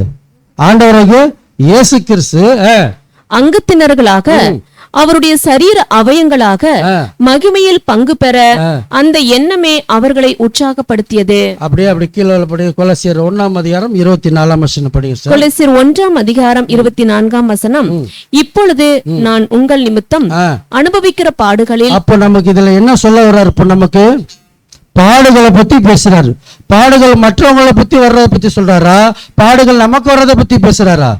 நமக்கு வர்றதை பத்தி பேசிட்டு இருக்கிறாரு. இப்ப யார் பாடுபட்டுக்கிட்டு இருக்கிறா? பவுலும் சீலாம் பாடுபட்டுக்கிறார். எங்க பாடுபட்டுக்கிட்டு இருக்கிறாங்க? ஜெயில பாடுபட்டிருக்காங்க. எதுக்காக பாடுபட்டு இருக்காங்க? தவறான குற்றம் செஞ்சுட்டு பாடுபட்டுக்கிட்டு இருக்கிறாங்க. எந்த விதத்தையும் பேசாம இருந்துகிட்டே கிடக்கிறார். எதுலையுமே பேசாம இருக்கிறாரு. அப்ப எதுக்காக வருது? பாடுகளை பத்தி இப்ப பேச போறாரு. படிங்க சார். பாடுகளில் சந்தோஷம் அடைந்து கிறிஸ்துவினுடைய உபத்திரவங்களில் குறைவானதை அவருடைய சரீரமாகிய சபைக்காக என் மாம்சத்திலே நிறைவேற்றேன் அப்படின்றாரு. என்ன அப்படின்னா, அவருடைய சரீரமாகிய சபைக்காக நான் நிறைவேற்றுறேன். எங்க நிறைவேற்றுறேன் அப்படின்றாருன்னா, ஜெயில நிறைவேற்றி கொண்டிருக்கிறேன். அப்போ அந்த சரீரமாகிய சபையா இருக்கக்கூடிய ஒரு இதே முறைய எப்படி பண்ணாருன்னு பார்த்தீங்கன்னா, ஆண்டவராக இயேசு கிறிஸ்து மட்டும்தான் ரேன்சம்ல முடிவு பண்ணார். அவர் தான் எடுத்தார். மற்ற அது யாராலும் எடுக்க முடியாது. ஆனா இங்க என்ன சொல்றாரு பார்த்தீங்கன்னா, இது 3 பாட்டா பிரிக்க போறோம். எப்படின்னு பார்த்தீங்கன்னா, அவருடைய சரீரமாகிய சபைக்காக. ரெண்டாவது என்னன்னா, கிறிஸ்துவனுடைய உபத்திரம். அது எவ்வளவா இருக்குதா? குறைவானதா இருக்குது. அப்போ அவருடைய சரீரமாகிய சபையா இருக்கிறவங்க மொத்தம் எத்தனை பேருங்கள? 1,44,000 பேர். அப்ப அந்த சரீரமாக இருக்கக்கூடிய அந்த 1,44,000 பேர் பாடுபடுறாங்களா இல்லையா? அந்த பாடுபடுறதுக்கும் அப்போஸ்தலன் பவுலும் சீலாவும் ஜெயில இருக்கிறாங்களே, அவங்க பாடுபடுறதுனால அவங்களுக்கு என்ன சந்தோஷம்? கேள்வியிலே பதில் இருக்குது. அவரும் சரீரத்தில் ஒரு அங்கமா இருக்கிறார். அதனாலதான் அவருக்குன்னு அந்த 1,44,000 பேர் இருக்கக்கூடிய ஒரு பங்கு இருக்குதுல்ல, அந்த பாட்டை தான் அங்க ஜெயில இருந்துட்டு கரெக்டா செஞ்சுட்டு இருக்கிறாரா. படிங்க. as the conqueror of the anti-rebels priesthood அப்படின்றாரு. என்ன அப்படின்னு பார்த்தீங்கன்னா, ஆசாரியத்துவம் ஒன்று இருக்குதா? ஆசாரியத்துவம் ஒன்று இருக்குது. இப்போ ஆசாரியத்தின் ஊழியன்னு ஒன்று நடந்துகிட்டு இருக்குது. The because the gospel age is completed, so also the sin offering பண்ணிருக்குது. அப்போ ஆசாரத்தின்னு ஒன்று இருக்கும்போது இப்போ ஆசாரத்தின் ஊழியன்னு ஒன்று நடந்துகிட்டு இருக்குது. இப்போ இருக்குதுன்னா, இப்போ பாவர் நிவாரண பள்ளின்னு முடிஞ்சிருச்சுங்களா? பாவர் நிவாரண பள்ளியில 2 இருக்குது. என்னன்னது? இளங்காலை ஒன்று இருக்குது, அப்புறம் வெள்ளாட்டுக்காலை. இளங்காலை இது முடிஞ்சிருச்சு. இப்போ வெள்ளாட்டுக்காலை முடிஞ்சிருச்சுங்களா? யார் அது? நாம தான். இப்போ நாம பண்ணிக்கிட்டு இருக்கிறோம். இப்போ அதை தான் அவர் சொல்றாரு. இப்போ அவருடைய சரீரமாகிய சபைக்காக நான் என்ன பண்றேன்றாரு, அந்த 1,44,000 இருக்கிற பாடுகளை வச்சு நம்ம செஞ்சுக்கிட்டு கிடக்கிறேன்றாரு. இப்போ கிறிஸ்துவனுடைய உபத்திரங்கள் இருக்குது. இப்போ அவருடைய சரீரமாகிய சபைக்காக உண்டாதான் பார்த்தாச்சு. இப்போ கிறிஸ்துவனுடைய உபத்திரம் இருக்குதா, அது யார் செய்ய போறா? தேவன் கொடுக்கப்பட்டுள்ள கிறிஸ்துவின் உபத்திரத்தை தேவன் கிறிஸ்து செஞ்சிட்டாரு. அப்ப தேவன் கிறிஸ்துவ மூலமா நமக்கு கொடுக்கப்பட்டுள்ள பாடு இருக்குதுல்ல, அதை செய்யணும்ல. அதுதான் சொல்றாரு ஆஃப் கிரைஸ்ட், கிறிஸ்துவின் போது பிகாஸ் அப்படின்னும் போது அப்ப என்ன சொல்ல போறாருன்னு பார்த்தீங்கன்னா, அந்த வெள்ளாட்டுக்களாயின் இருக்கப்பட பழியை நம்ம கொடுக்கறதுக்காக நம்ம என்ன பண்றாருன்னா, கிறிஸ்து சொல்றாரு இந்த பாத்திரத்தை எடுத்து இதுல இருக்க நம்மகிட்ட என்ன பண்றாரு, இதுல இருக்கக்கூடியதை நீங்க பானம் பண்ணுங்கள் அப்படின்றாரு. யாரை பானம் பண்ண சொல்றாரு? நமக்கு பானம் பண்ண சொல்றாரு. யாருக்கு இல்லைன்றாரு? உலக ஜனங்களுக்கு இல்ல, உலக ஜனங்களுக்கு இல்ல. என்னுடைய ரத்தத்தை நீங்க என்ன பண்றீங்க? பானம் பண்ணுங்க. உலக ஜனங்களுக்கு யாருக்கும் கிடையாது. யாருக்காக உங்க சிந்தப்பட்டிருக்கின்றாரு? அப்ப இந்த பாத்திரம் எதை அடையாளப்படுத்துகிறது? யாரோ சொன்னீங்க, உபத்திரத்தை தான் பண்றாரு, பாடுகளை தான் சொல்ற. இந்த பாத்திரம், இந்த பாத்திரத்தில் நீங்கள் பானம் கொண்ட முடியும்னால் முடியுமா பண்றாரு. அதே போலதான்றாரு, இந்த பாத்திரத்தை வச்சுதான் இந்த பாடுகளை வச்சு சொல்றாரு. இதே இந்த ரத்தத்தை தான் எங்க குடிச்சுக்கிட்டு இருக்கிறாங்களா? ஜெயில பவுலும் சீலாவும் குடிச்சுக்கிட்டே இருக்கிறேன்னு சொல்றாரு. அப்ப தேவன் நமக்கு ஏதோ ஒரு பாடுகளை கொடுத்திருக்கிறாரு. யார் மூலமா கொடுத்திருக்கான்னு பண்ணா, கிறிஸ்து மூலமாவே கொடுத்து வச்சிருக்கிறாரு. கிறிஸ்து எப்படி கொடுக்கிறாரு அப்படின்னு பாத்தீங்கன்னா, இந்த மாதிரி விஷயத்தை வச்சுதான் கொடுத்துக்கிட்டு இருக்கிறாரு. அப்ப குறைவானது அப்படின்னு இருக்குன்னா, இப்ப இயேசுவில சொல்றாரு, now I rejoice my suffering for the your sake பார்த்துருக்கோம். And full up on my part that which is lacking அப்படின்றார். அப்ப அந்த இடத்துல குறைவானதுன்னு கிடையாது. குறைவானது என்னன்னா, அங்க நிறைவேற்றப்படாதது ஒண்ணு இருக்குதுல்ல, அந்த நிறைவேற்றப்படாதது தான் யார் செஞ்சுக்கிட்டு இருக்காருன்னு பார்த்தீங்கன்னா, பவுலும் சீலாவும் செஞ்சுக்கிட்டு இருக்கிறாங்க அந்த நிறைவேற்றக்கூடிய காரியத்தை. நம்ம என்ன நிறைவேற்றி கொண்டு இருக்கிறோம்? நம்ம ஏதோ நிறைவேற்றி கொண்டு இருக்கிறோமா இல்லையா? இப்ப உட்கார்ந்துக்கிட்டு கேட்டுக்கிட்டு இருக்கிறதே ஒரு நிறைவேற்றம் தான். ஒரு ஆசீர்வாதம் இல்லாம, ஒரு மகிமை இல்லாம இந்த இடத்துக்கு வரவே முடியாது. தேவன் அழைச்சிருக்காரு. அதனாலதான் சொல்றாரு, உலகத்திலிருந்துன்றாரு வேறு பிரிச்சு தேவன் இந்த இடத்துல உட்கார வச்சிருக்காரு. அதனாலதான் உலகத்துக்கு யாருக்குமே கொடுக்காத அந்த ரத்தத்தை யாருக்கு கொடுக்கிறேன்றாருன்னா, உனக்காக நான் கொடுக்கிறேன் அப்படின்றாரு. இதை நீ ஃபுல்லா முழுக்க சாப்பிட்டு அப்படின்றார், குடிச்சிருந்தார். படிய சார். அப்போஸ்தலர் 16ஆம் அதிகாரம் 25ஆம் வசனம். நடுராத்திரியிலே பவுலும் சீலாவும் ஜெபம் பண்ணி தேவனை துதித்து பாடினார்கள். காவலில் வைக்கப்பட்டவர்கள் அதை கேட்டுக்கொண்டிருந்தார்கள். என்ன பாட்டு பாடியிருப்பாங்க? என்ன பாட்டு பாடியிருப்பாங்க? தேவனே, இந்த வாய்ப்பை எனக்கு கொடுத்துருக்கீங்க, இந்த வாய்ப்பை நீங்க இப்பயே கொடுத்துருந்தீங்கன்னா ரொம்ப நன்றி. இன்னும் கொஞ்சம் தள்ளி போயிருந்திருக்கும், அந்த தள்ளி போறதுக்கு முன்னாடி இப்பயே இந்த வாய்ப்பை கொடுத்தீங்கள, ரொம்ப நன்றி ஆண்டவர். இதே போல நமக்கு ஒரு சூழ்நிலை வந்து நம்ம பாட்டு பாடுவோமா? என்ன பாட்டு பாடுவோம்? சோகப்பாட்டா? புலம்பல் பாட்டு, சோகப்பாட்டு பாடிக்கிட்டு இருப்போம். ஆனா இவர் அவ்வளோ ஒரு விஷயத்திலும் பொய் சாட்சி சொல்லி இருக்கிறாங்க, ஜெயிலில் போட்டிருக்கிறாங்க, அடிச்சிருக்கிறாங்க, சித்திரவதை பண்ணியிருக்காங்க. எல்லா விஷயத்தையும் எந்த விதத்திலையும் பொருட்படுத்தாம மன மகிழ்ச்சியோட சந்தோஷம். எபேசியர் எழுதும் போது அவ்வளோ ஒரு சந்தோஷத்தோட எழுதுறேன்றார். அவ்வளோ துக்கப்பட்டதும் வழிபட்டதை கூட நினைக்காம அவ்வளோ மன மகிழ்ச்சியா இருக்கிறேன் அப்படின்னா, அந்த மன மகிழ்ச்சிக்கு மேல, அந்த துக்கத்துக்கு மேல பெரிய ஒரு மகிழ்ச்சி இருக்குதுன்றாரு. நான் இந்த இவ்வளவு துக்கத்தை நான் பெருசா நான் எடுத்துக்கவே இல்லை, எனக்கு தேவையே இல்லை அப்படின்றார். ரசல் தெளிவா அழகா கொண்டு போறார். இவங்கள்ட்ட எந்த விதத்துல மன கலங்கவே இல்லைன்றார். இப்ப நம்ம அடிக்கிற அடி பார்த்தீங்கன்னா அவ்வளவு ஒடிஞ்சு போய் கத்தி கதறிடும். இவர் பேசவே இல்லை, எந்த ஒரு ரியாக்ஷனே கிடையாதுன்றார். ரியாக்ஷனை காமிச்சிக்கவே இல்லைன்றார். நம்ம ஒருத்தர் அடிச்சுட்டோம், நம்ம பார்க்குற பார்வையை கோவத்தை காமிக்குதுன்றார். எந்த விதமான ரியாக்ஷனும் இல்லை, பேசவே இல்லை. ஏன் அப்படின்னா, இவர் நாம் எந்த இடத்துல பேசக்கூடிய கடைசியில் பேசணுன்றதுனால பேசுறாரு. அப்ப அவ்வளோ துக்கத்திலையுமே அதை ஒதுக்கி வச்சுட்டு சீலாவும் இவங்க சேர்ந்துட்டு அவ்வளோ சந்தோஷமா ஜெயிலரே கேட்கக்கூடிய அளவுக்கு பாட்டு பாடக்கூடிய இருக்குன்னா அவங்களோட மன ஆற்றல் அப்படி இருக்குது.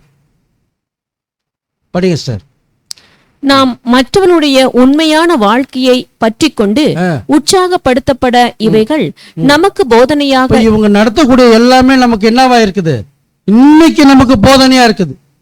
அவங்க இன்னைக்கு தப்பா செஞ்சிருந்தாங்கன்னா நமக்கு போதனையா இருந்திருக்காது. அப்ப இவங்க நமக்கு போதனையா இருக்கும்போது நமக்கு வரக்கூடிய சந்ததிக்கு யார் போதனையா இருக்கணும்? நம்ம போதனையா இருக்கணும். படிங்க சார். நம்முடைய உடன்படிக்கையும் அவர்களுடைய உடன்படிக்கை போன்றதே. அவரோட உடன்படிக்கையும் நம்மளோட உடன்படிக்கையும் எல்லாம் ஒண்ணுதானுங்களா? மெதுவாவே தலையாட்டுறீங்க, டவுட்டாவே இருக்குது. படிங்க சார். அவ்வாறே அவர்களுடையதும் கர்த்தருடைய உடன்படிக்கை போன்றதே. கிறிஸ்துவின் நிமித்தம் வரும் பாடுகளின் தன்மை ஒன்றுக்கொன்று வித்தியாசப்பட்டாலும் பாடுகள் ஒன்றே. ஆமா. அப்போ நமக்கு ஒவ்வொரு விதமான சூழ்நிலையும் பாடுகள் வந்துகிட்டு தான் இருக்கும். ஆனா எனக்கு வர பாடுகள் உங்களுக்கு வராது, உங்களுக்கு வர பாடு சகோதரிக்கு வராது.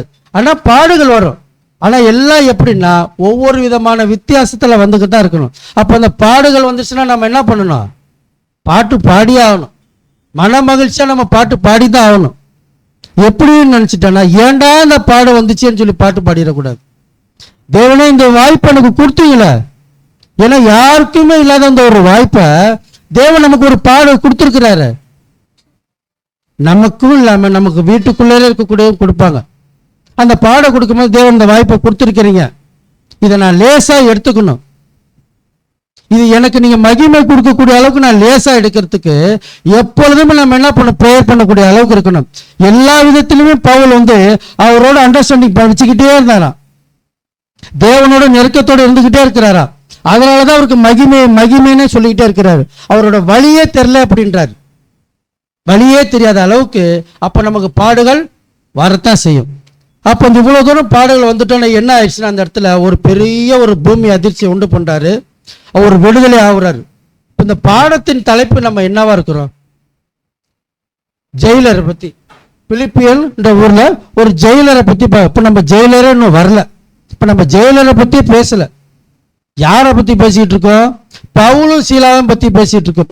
ஏன் பவுலும் சீலாவும் வச்சு நம்ம ஜெயிலர்ட்ட கொண்டு போனா, பவுலும் சீலாவும் எந்த விதமான ஊழியம் பண்ணிருக்கிறாங்க, அந்த ஊழியத்தின் நிமித்தமா என்ன பாடுபட்டிருக்கிறாங்க, அந்த பாடுகள்ல எந்த விதத்திலும் கேரக்டர் எப்படி காமிச்சிருக்கிறாங்க, அவங்க மூலமா நமக்கு என்ன பாடம்?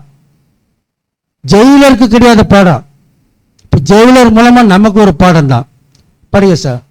அப்போஸ்தலர் 16:26 சடுதியிலே சிறைச்சாலையின் அஸ்திவாரங்கள் அசையும்படியாக பூமி மிகவும் அதிர்ந்தது. உடனே கதவுகள் எல்லாம் திறவுண்டது. எல்லோருடைய கட்டுகளும் சுழன்று போயிற்று. சிறைச்சாலைக்காரன் நித்திரை தெளிந்து சிறைச்சாலையின் கதவுகள் திறந்திருக்கிறதை கண்டு கட்டுண்டவர்கள் ஓடி போனார்கள் என்று எண்ணி பட்டயத்தை உருவி தன்னை கொலை செய்து கொள்ள போனான். பவுல் மிகுந்த சத்தமிட்டு, நீ உனக்கு கெடுதி ஒன்றும் செய்து கொள்ளாதே, நாங்கள் எல்லோரும் இங்கேதான் இருக்கின்றோம் என்றான். இப்ப பவுல் என்ன இந்த இடத்துல நல்ல மாதிரி காமிச்சுக்கிறதுக்கா சொல்றாரா? பா நீ ஒன்னும் சத்தம் போடாத, நீ எதுவும் பண்ணிக்காத, நான் எல்லாமே இங்கதான் இருக்கிறேன், நீ வாள் எடுத்து நீ வெட்டி எட்டிக்காத, நீ செத்துட்டு போயிடுவ அப்படின்னு சொல்லி தன்னை நல்லவன் என்ற காமிச்சுக்கிறதுக்கா செய்யறாரா? ஏன் இந்த ஜெயில ரொம்ப நாள் 1000 வருஷம் வாழ போறான்னு தெரிய போதா? இவர் எப்படி இருந்தாலும் என்ன பண்றாரு, ஒரு நாள் மறிக்கத்தான் போறாரு. ஆனா இவர் என்ன பவுல் அந்த இடத்துல செய்கிறாரு? எதுக்காக இந்த வசனத்தை சொல்லணும்? நீ ஒண்ணுமே பண்ணிக்காதப்பா, கொஞ்சம் நீ பொறுமையாரு, நான் எல்லாம் இங்கே தான் இருக்கிறேன் அப்படின்னு சொல்லி ஜெயிலர்கிட்ட எதுக்காக இந்த வார்த்தை சொல்லணும்? எதுக்காக ஜெயிலர் இந்த விஷயத்த சொல்லக்கூடிய அளவுக்கு வாழை வெட்டிக்கூடிய அளவுக்கு இருக்கணும்னா, அப்ப பவுலும் சீலாவும் ஏதோ ஒரு மைண்ட் விஷயத்துல இருக்கணும்ல. ஏன்னா இவ்வளோ விஷயத்துல பேசாத பவுல் இப்ப இந்த இடத்துல பேசுறதுக்கு என்ன காரணமா இருக்கும்? யோசிச்சுக்கினா வந்துடும். என்ன பிரதர்?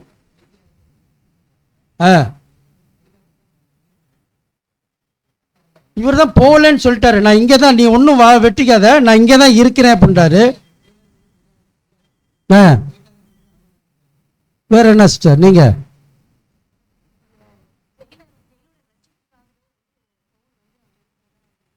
இன்னும் கொஞ்சம் பாதி வந்துட்டீங்க, பாதி இருக்கிற என்ன அப்படின்னு பார்த்தீங்கன்னா, இந்த நிலம் நல்ல நிலன்ற தெரிஞ்சிட்டாரு. இப்போ இந்த இடத்துலையும் பவுல் பேசாம இருந்தனா சப்ஜெக்டே இல்லை. என்ன அப்படின்னு பார்த்தீங்கன்னா, அருமையான நிலம் வந்துருச்சு. இப்போதான் சத்தியத்தை சொல்லணும். அப்பதான் என்ன பண்றாருன்னு பார்த்தீங்கன்னா, சத்தியத்தை பற்றி பேசுறாரு. எப்பா நான் பாட்டப்பட்டேன்ல, இனி பாத்தியா இல்லையா அப்படின்னு சொல்லி சத்தியத்தை சொல்றாரு. அப்ப இந்த ஜெயிலருக்கு பவுலும் சீலா பத்தி தெரியாம இருக்க போது, இவன் யாரு என்ன எப்படி வந்தாங்க எல்லாமே தெரியும். படிங்க சார். ஓரளவுக்கு தெரிந்திருக்கும். ஓரளவுக்கு எல்லாமே தெரிஞ்சிருக்கும். இவ்விரு மனிதரில் ஒருவர் உன்னதமான வல்லமை உடையவராக இருந்து அதன் மூலம் தெய்வீக வெளிப்பாடாக தவறாக நினைத்திருந்த பிசாசின் ஆவியை விரட்டினதை யாரோ ஒருவருடைய வாயின் வார்த்தையின் மூலமாக அறிந்திருக்க கூடும். இப்போ என்ன பண்ணிருப்பாரு? சுவிசேஷத்தை சொல்லியிருப்பார், சத்தியத்தை சொல்லியிருப்பார். எப்பா இந்த மாதிரி நீ என்னை பத்தி உனக்கு எல்லாமே தெரிஞ்சிருக்கும், நான் என்ன எதனால வந்தேன், பிசாசை விரட்டினதுனால தான் வந்திருக்கிறேன் அப்படின்னு சொல்லி எல்லாத்தையும் விட்டு என்ன பண்ணிருப்பாரு? லேண்ட்ல விதையை போடுறாரு. விதை எந்த மாதிரி விதை அப்படின்னா முளைக்கக்கூடிய விதையா இருக்குன்னு சொல்லிதான் சத்தியத்தை சொல்றாரு. அப்ப சத்தியத்தை சொல்லி முடிச்சிட்டோன்னு என்ன பண்றாருன்னா, ஜெயிலர் என்ன பண்றாரு? உடனே இவங்க ரெண்டு பத்தி வெளியில கூட்டிட்டு வர. கீழே உள்ளதை மட்டும் படிங்க சார். அப்போஸ்தலர் 16:30 அவர்களை வெளியே அழைத்து வந்து ஆண்டவன்மாரே. யார என்னன்னு சொல்றாரு? ஒரு ஜெயிலரு ஒரு கைதியை பார்த்து வெளியில கூட்டிட்டு வந்து ஆண்டவன்மார்னு யாராவது சொல்லுவாங்களா? சொல்றாரு.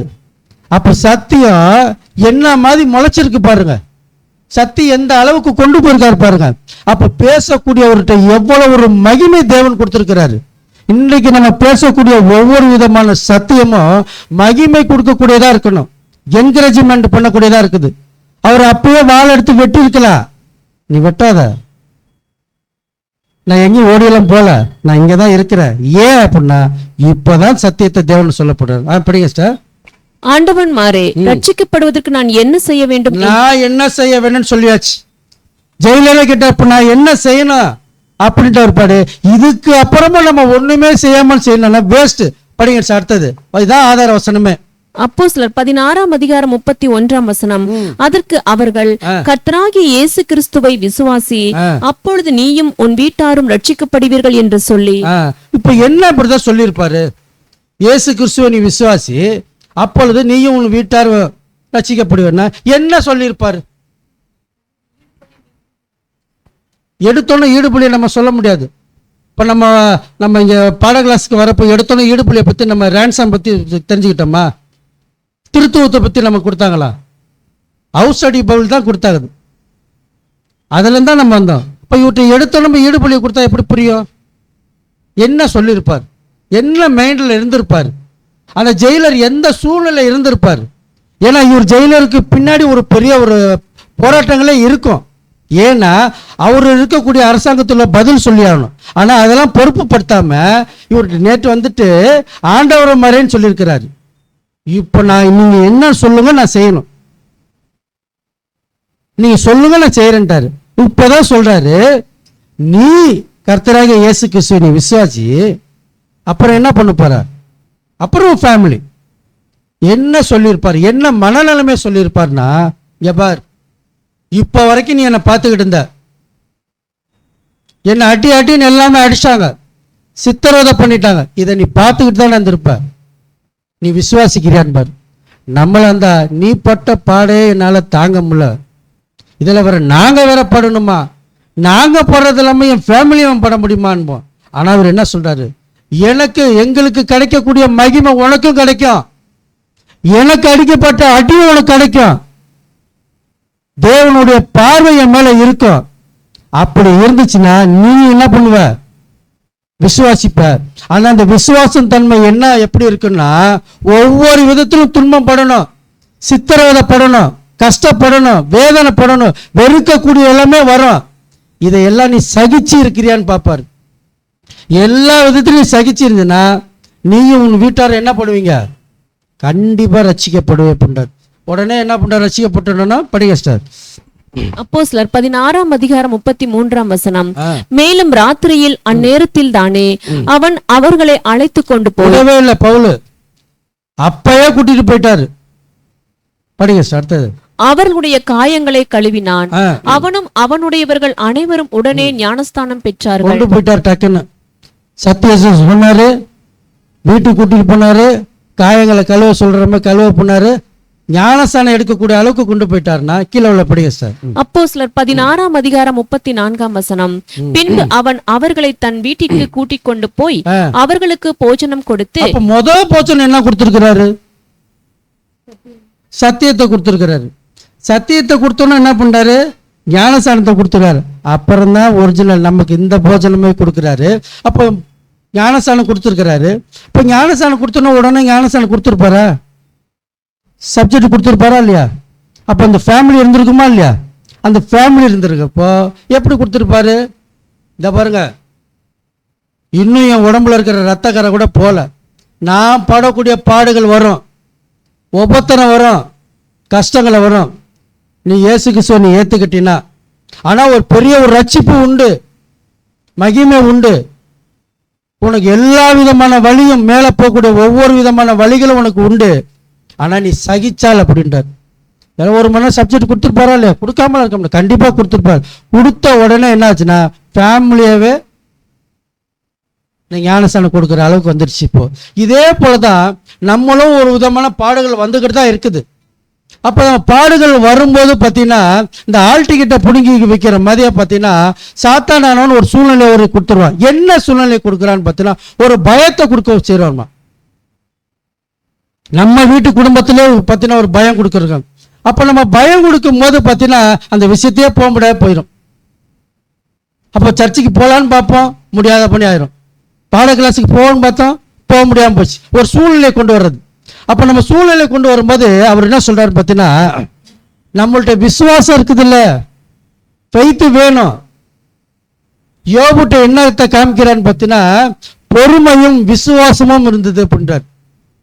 அப்போ எவ்வளோ ஒரு நஷ்டத்தை கொண்டு வந்தாரு, எவ்வளோ ஒரு நஷ்டத்தை உண்டு பண்ணக்கூடிய அளவுக்கு செஞ்சாரு. அவ்வளோத்தையும் ஒரு பொறுப்பு எடுத்தாம இது எல்லாமே அவர் கொடுத்தாரு, எடுத்துக்கிட்டாரு. ஆனா கண்டிப்பா அவர் என்ன சொல்றாரு, யோபு யோசிச்சாருன்னு பார்த்தீங்கன்னா, தேவன் கொடுத்தாரு, தேவன் எடுத்துட்டாரு, அவ்வளவுதான். முடிஞ்சிருமா? எப்படி முடியுங்க? தேவன் கண்டிப்பா கொடுப்பாருன்ற விசுவாசம் இருந்துச்சு. அதனால தான் அவர் சொல்றாரு அதிக விசுவாசம் இருக்கின்றார். ரெட்டிப்பான ஒரு ஆசீர்வாதத்தை அவருக்கு தேவன் கொடுத்தார். அதே போல நமக்கு ஒரு சூழ்நிலை வரத்தான் செய்யும். வராதபடிக்கு, செய்யாதபடிக்கு, அன்பு காட்டாதபடிக்கு ஒரு சூழ்நிலை வந்துகிட்டே தான் இருக்கும். ஆனால் நம்மள்ட்ட இருக்கக்கூடிய சத்தம் ஃபெய்த் எப்படி இருக்கணும்னு பார்த்தீங்கன்னா அதிக ஊக்குவிக்கக்கூடியதாக தான் இருக்கணும் அப்படின்றார். எல்லா விதத்திலும் இருக்கணும் தான் சொல்றாரு. அப்போ பவுல் இருந்தாரு, பவுல் விரட்டினாரு, பாடுபட்டாரு, கஷ்டப்பட்டாரு. அப்போ சீலா என்ன பண்ணியிருப்பாரு? இப்போ சீலா என்ன பண்ணியிருக்கலாம்? எனக்கு இதுக்கு சம்பந்தமே இல்லைங்க, பவுலை கேட்டிருக்கலாம், படிங்க சாதா என்னன்னு. ஒருவேளை சீலா இதற்கு எதிராக செயல்பட்டிருக்க முடியும். சீலா கூட எதிர்பட்டிருக்கலாம், பவுல் நீங்க இதெல்லாம் வேண்டாத வேலையில செஞ்சுட்டு கிடக்குறீங்க சொல்லியிருக்கலாம்ல, கண்டிப்பா சொல்லியிருக்கலாம். நீ அடி வாங்குறது இல்லாம நானும் வேற அடி வாங்க வேண்டியதா இருக்குது. ஆனா ஒரு வார்த்தை சொல்லவே இல்லை, படிங்க சார். என அறிந்து உணரலாம். அப்போஸ்தலர் பவுலை எல்லார் முன்னிலையிலும் கடிந்து கொண்டிருக்கலாம். எல்லாத்துக்கு முன்னாடி கூட சொல்லியிருக்கலாம், நீங்க அந்த பொண்ணோட இருக்க ஆவியை வரட்டி விட்டீங்க, நீங்க அதெல்லாம் செஞ்சீங்க, இதெல்லாம் தேவையில்லாத வேலை. ரோமன்ல பிடிச்சாங்கன்னா அடி அடி ஓச்சு பார்ப்பாங்க, இதெல்லாம் தேவையில்லை, நம்ம போயிடலாம் சொல்லியிருக்கலாமே. ஆனா சொல்லல. படிங்க அடுத்தது. அல்லது குறைந்தபட்சம் கூட்டத்தோடு சேர்ந்து சிறைவாசத்திலிருந்து தப்பித்திருக்கலாம். கூட்டத்தோட கூடமா இருந்து ஆள் எஸ்கேப்பா கூட ஆயிருக்கலாம். ஏன் அப்படின்னு பார்த்தீங்கன்னா பவுல் சொல்றாரு, நான் படக்கூடிய வேதனை, கஷ்டம், துன்பம், அது மாதிரி சீலா சொல்றாரு, நீங்க பட்ட படு அதை நானும் அனுபவிக்கணும், நீங்க படக்கூடிய வேதனை அதை நானும் அனுபவிக்கணும், உங்களுக்கு கிடைக்கக்கூடிய மகிமை எனக்கும் கிடைக்கணும்.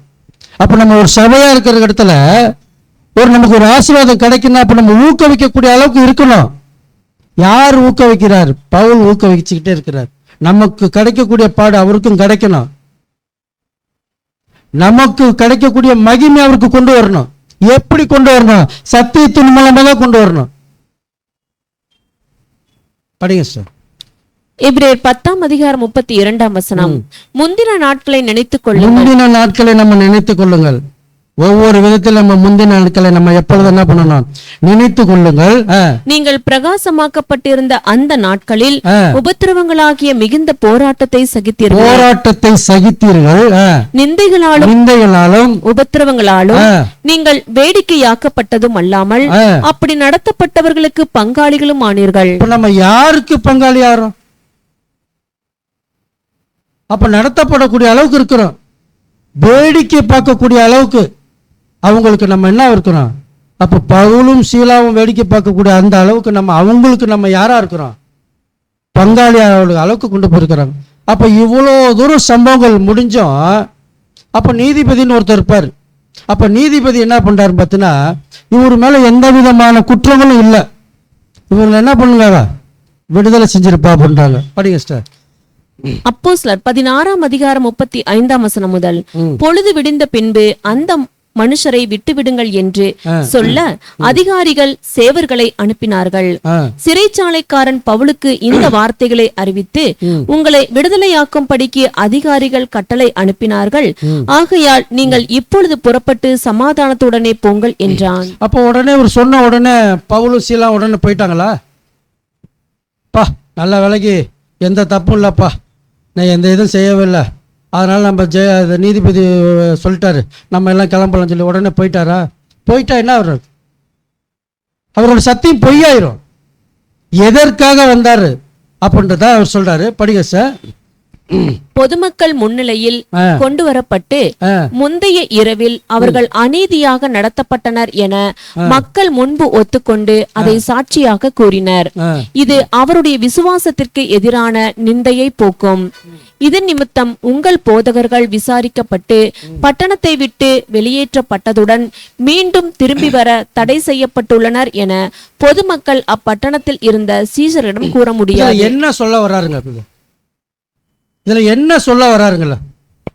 நீதிபதி உன் மேல எந்த விதமான குற்றங்களும் இல்லப்பா, நீ போப்பா அப்படின்ட்டார். உடனே என்ன பண்ணார்? பவுலும் சீலாப்பா என் மேல எந்த விதமான குற்றமும் இல்லை, நான் ஊட்ட போட்டு கிளம்புறேன், பாப்பா வரம்பா வாப்பா அப்படின்னு சொல்லிட்டு சொல்லிச்சுட்டாரா? இல்லை. ஏன் அப்படின்னா, என்னுடைய தேவன் உண்மையான தேவன், அவருடைய சத்தியத்தை நான் சொல்லாம போகக்கூடாது, நான் என் சத்தியத்தை சொல்லிட்டு தான் போவேன். ஏனே அப்படின்னா, நான் பாட்டு சொல்லிட்டு நான் விடுதலை ஆகிட்டு நான் போறேன்னு சொல்லி போயிட்டேன்னா, மீண்டும் நான் அந்த ஊருக்கு நான் வரேன்னு வச்சுக்கல, வந்துட்டு மீண்டும் நான் சத்தியத்தை சொல்ல வரேன்னு வச்சுக்க, அந்த ஜனம் என்ன சொல்லணும்னா, எப்பா அன்னைக்கு அடின்னு அடிச்சாங்க பத்தியா, அடிச்சு ஜெயிலில் போட்டாங்க பாரு, அவங்க தான்ப்பா திருப்பி வந்திருக்காங்க, அந்த மாதிரி சொல்லிடக்கூடாது. ஏன்னா என் தேவன் உண்மையான தேவன்றதை சத்தியத்தை உண்மைன்றதை நிரூபிச்சுட்டு தான் நான் போவேன்னு சொல்ற அளவுக்கு சத்தியத்தை சொல்லிட்டு தான் பவுலும் சீலாவும் போறாரு. படிங்க சார். அப்போஸ்தலர் 16:39 அவர்களுடனே தயவாய் பேசி அவர்களை வெளியே அழைத்து கொண்டு போய் பட்டணத்தை விட்டு புறப்பட்டு போகும்படி கேட்டுக்கொண்டார்கள். கீழே உள்ளதையும் படிச்சுங்க சார். அதே சமயம் அவருடைய சமரசத்தின் ஆவியையும் கவனிக்க வேண்டும். அப்போஸ்தலர் 16:40 அந்தப்படி அவர்கள் சிறைச்சாலையிலிருந்து புறப்பட்டு லீதியாள் இடத்திற்கு போய் சகோதரரை கண்டு அவர்களுக்கு ஆறுதல் சொல்லி போய்விட்டார்கள். அப்ப நீதிபதி எல்லாமே சொல்லிட்டு ஒருபாடு என்ன பண்றாங்கன்னா, இதுக்கு மேல நம்ம இருக்கிறது வேஸ்ட், நம்ம சத்தியத்தை சொல்லியாச்சு சொல்லிட்டு இவங்க பாட்டு கிளம்பிட்டு நேரா எங்க போறாங்க? லீதியா வீட்டுக்கு போறாங்க. லீதியா வீட்டுக்கு போய் யார் ஆறுதல் சொல்றா? பவுல் ஆறுதல் சொல்றாரு. என்ன ஆறுதல் சொல்றாரு? யார் ஆறுதல் சொல்லணும்னா, பவுலும் சீலாவுக்கும் யார் ஆறுதல் சொல்லணும்? லீதியால் தான் ஆறுதல் சொல்லணும். ஆனா லீதியாளுக்கு யார் ஆறுதல் சொல்றா? பவுலும் சீலாவும் சொல்றாரு, எம்மா இந்த மாதிரி போனோம், ஊழியத்து நிமித்தமா போனோம், அடி செம்ம அடி எல்லாம் விழுந்துச்சு, நல்ல அடி, நல்லா சித்திரவதைப்பட்டோம், ஆனா தேவன் பெரிய ஒரு மகிமையை கொடுத்துட்டாரு, நீயும் பார்த்துக்கம்மா, நல்ல ஒரு ஊழியத்தை பண்ணு, அடிப்பட்டாலும் சித்திரவதைப்பட்டாலும் உனக்கு கண்டிப்பா மகிமை உண்டு அப்படின்றாரு. அன்புக்குரிய சகோதர சகோதரிகளே, இதே போலதான் நமக்கு ஒவ்வொரு விதத்திலும் ஒவ்வொரு சூழ்நிலையில வந்து கொண்டுதான் இருக்கும். தேவன் அனுமதிக்கிறார் அப்படின்னா தேவனுடைய காரியத்துக்கு மட்டும்தான் தேவன் அனுமதிப்பார். உலக காரியங்களுக்காகவும் உலக தேவையில்லாத செயல்பாட்டிற்கும் உலக செயலிலிருந்து நம்ம ஈடுபடக்கூடியதிலும் தேவன் அனுமதிக்க மாட்டார். நம்ம சபையிலையோ மற்ற இடங்களையோ ஒரு விஷயத்தை தேவன் அனுமதிக்கிறான்னு சொல்லி ஒரு சண்டையோ ஒரு பிரச்சனைகளோ ஒன்று பண்ணிடுறோம்னு வச்சுட்டேன், இது தேவன் தான் அனுமதிக்கிறான்றது எப்படி சொல்ல முடியும்? தேவன் அனுமதிக்க மாட்டார். ரசல் கரெக்டா சொல்றாரு. ரசல் பட சொல்றாரு, இந்த மாதிரி விஷயத்தை செய்யக்கூடியவர்கள் சபையிலோ மற்ற இடங்களோ உள்ள விஷயத்தை கொண்டு சபையில கொண்டு வந்துட்டோம்னா அதை தேவன் எப்படி அனுமதிக்கிறான்னு சொல்றத ரசல் சொல்றாரு. படிங்க சார். முட்டாள்தனமான காரியங்களை செய்வதோ அல்லது முறையாக செய்ய வேண்டிய காரியங்களை முட்டாள்தனமாக செய்வதினாலோ உபத்திரவங்களை தேடிக்கொள்வது என பொருள்படாது. ஒரே பட்டாதுன்றார். நம்ம தேவையில்லாத காரியங்களை நம்ம வந்து எங்கே கொண்டு வந்துடக்கூடாது, சபையில் வச்சுட்டு தேவன் அனுமதிக்கிறார்ன்ற விஷயத்தை மட்டும் கொண்டு வரக்கூடாது. அது முட்டாள்தனமான காரியமாக இருக்கின்றது. அது நான் முறையாக செய்கிறேன், இந்த விஷயத்தை நான் முறையாக செய்கிறேன்னு சொல்லி முட்டாள்தனமான காரியமும் செய்யக்கூடாதுன்ற. அப்போ எது விருப்பமாக செய்யக்கூடியதுன்னு தான் சொல்லணும். அவரோட காரியத்துக்கு தான் தேவன் பயன்படுத்துகிறார். இன்னைக்கு செய்தியை கேட்கறதுக்கு தேவன் அழைக்கப்பட்டிருக்கிறார். இது அவருடைய காரியம், அவருடைய சத்தியத்தை சொல்றதுக்கு. ஏன் அப்படின்னா அவருடைய அடிச்சோடுகளை நம்மளும் ஆவறதுக்காக தான் செஞ்சுறாரு. நம்ம அதை விட்டுட்டு அவரை விட்டுட்டு வேற பாதையில போனோம்னா அந்த இடத்துல ஜீவன் இருக்குமா? ஜீவனே இருக்காது. அப்ப நம்மள்ட்ட ஏதோ ஒன்று இருக்குது. பிலிப்பியர் 3ஆம் அதிகாரம் படிங்க 7ஆம் வசனத்துல. பிலிப்பியர் 3ஆம் அதிகாரம் 7ஆம் வசனம். ஆகிலும் எனக்கு லாபமாக இருந்தவைகள் நமக்கு லாபமா இருக்குது எது? என்னென்ன லாபமா இருக்குது? நம்மள்ட்ட என்ன லாபமா நம்ம நினைச்சுக்கிட்டு இருக்கோம்? பெருமையா என்னென்ன விதமான லாபம் இருக்குது? அது எல்லாமே உனக்கு என்ன பண்றான்? அவரோட சமூகத்துக்கு முன்பாக எல்லாமே என்னன்னா எல்லாமே நஷ்டம்தான். பவுல் சாதாரண ஆளா?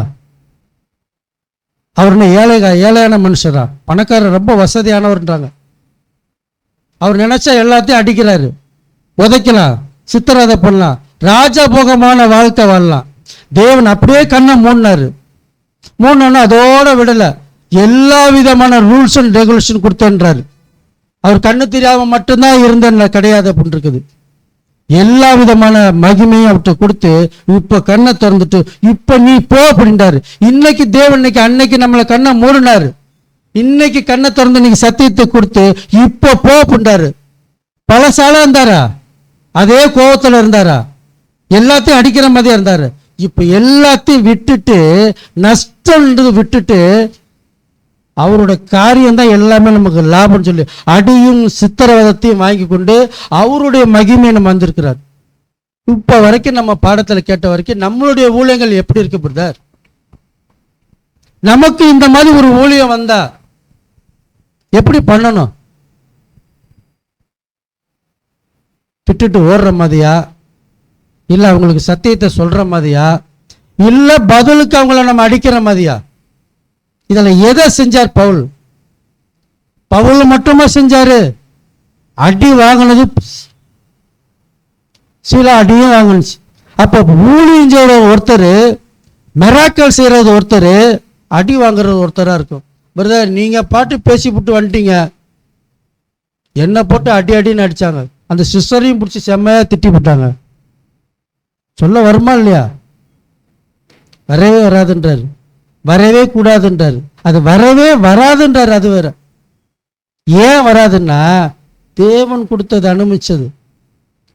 தேவன் என்னை தேர்ந்தெடுக்கிறாரு, அவரை பத்தி பேசுறதுக்கு எனக்கு இந்த இடத்துல சமூகத்தில் நிக்க வச்சிருக்கிறாரு.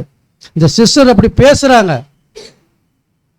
இந்த சிஸ்டர்கிட்ட தேவன் வல்லமையா பேசப்பட்டிருக்கிறாரு, பேசுறாங்க, தேவனுக்கு அழைச்சிருக்கிறாரு, சாதாரணமா கிடையாது.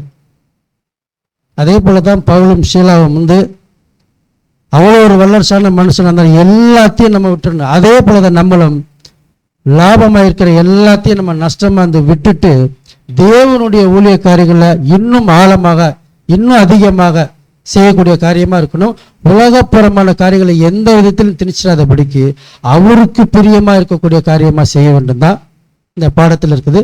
அந்த ஜெயிலருக்காக பாடம் இல்லை, இந்த ஜெயிலர் நம்ம இருக்கக்கூடிய ஒவ்வொருக்காக ஜெயிலராக இருந்து பவுலும் சீலாவும் எப்படி செய்தார்களோ அதே போல நம்மளும் ஊழியத்தில் செய்யக்கூடியதா இந்த பாடத்தில் வந்திருக்குது.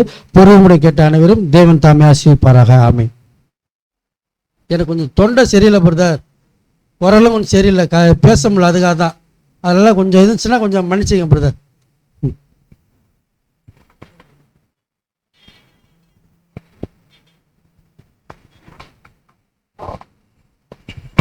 இந்த நாளிலும் பிலிப்பியன் ஜெயிலர் என்ற தலைப்பில் பிதாவாகிய தேவன் சகோதரர் மூலமாக ஒரு அருமையான பாடத்தை தந்தார். அதுக்கு ஆண்டவர் இயேசு கிறிஸ்து மூலம் பிதாவாகிய தேவனுக்கு நன்றியை கூறிக்கொண்டு, இந்த நாளுக்குரிய தூது கொடுத்த அன்பு சகோதரருக்கு சபையின் சார்பாக நன்றியை கூறிக்கொண்டு, இந்த ஆராதனைக்கு முடிவு பாடல் 157வது பாடல் உண்மை அல்லாது என்ற பாடலை அனைவரும் எழுந்து நின்று பாடலாம். பாடலின் முடிவில் அன்பு சகோதரர் ரவி அவர்கள் ஜெபத்தில் முடித்து தருவார்.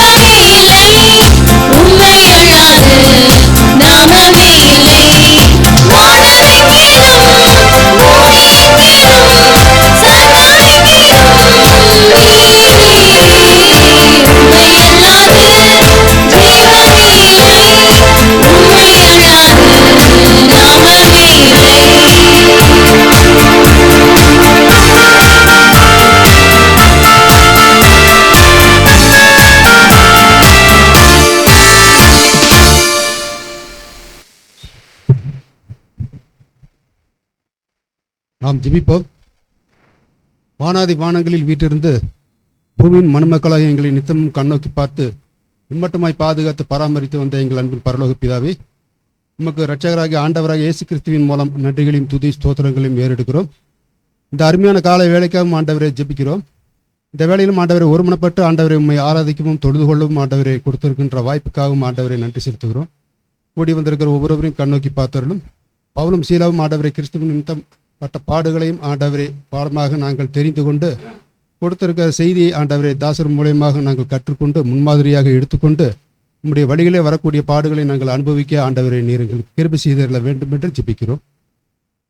தொடர்ந்து வரக்கூடிய ஒவ்வொரு நேரங்களிலும் காலங்களிலும் வேலையிலும் கர்த்தாவே, உம்முடைய சமூகமும் உம்முடைய அன்பும் ஐக்கியமும் எங்கள் சகோதர சகோதரிகள் ஒவ்வொரு கூட இருக்க வேண்டும் என்று இரட்சகராகிய இயேசு கிறிஸ்துவின் மூலம் வேண்டுகிறோம் பிதாவே, ஆமென்.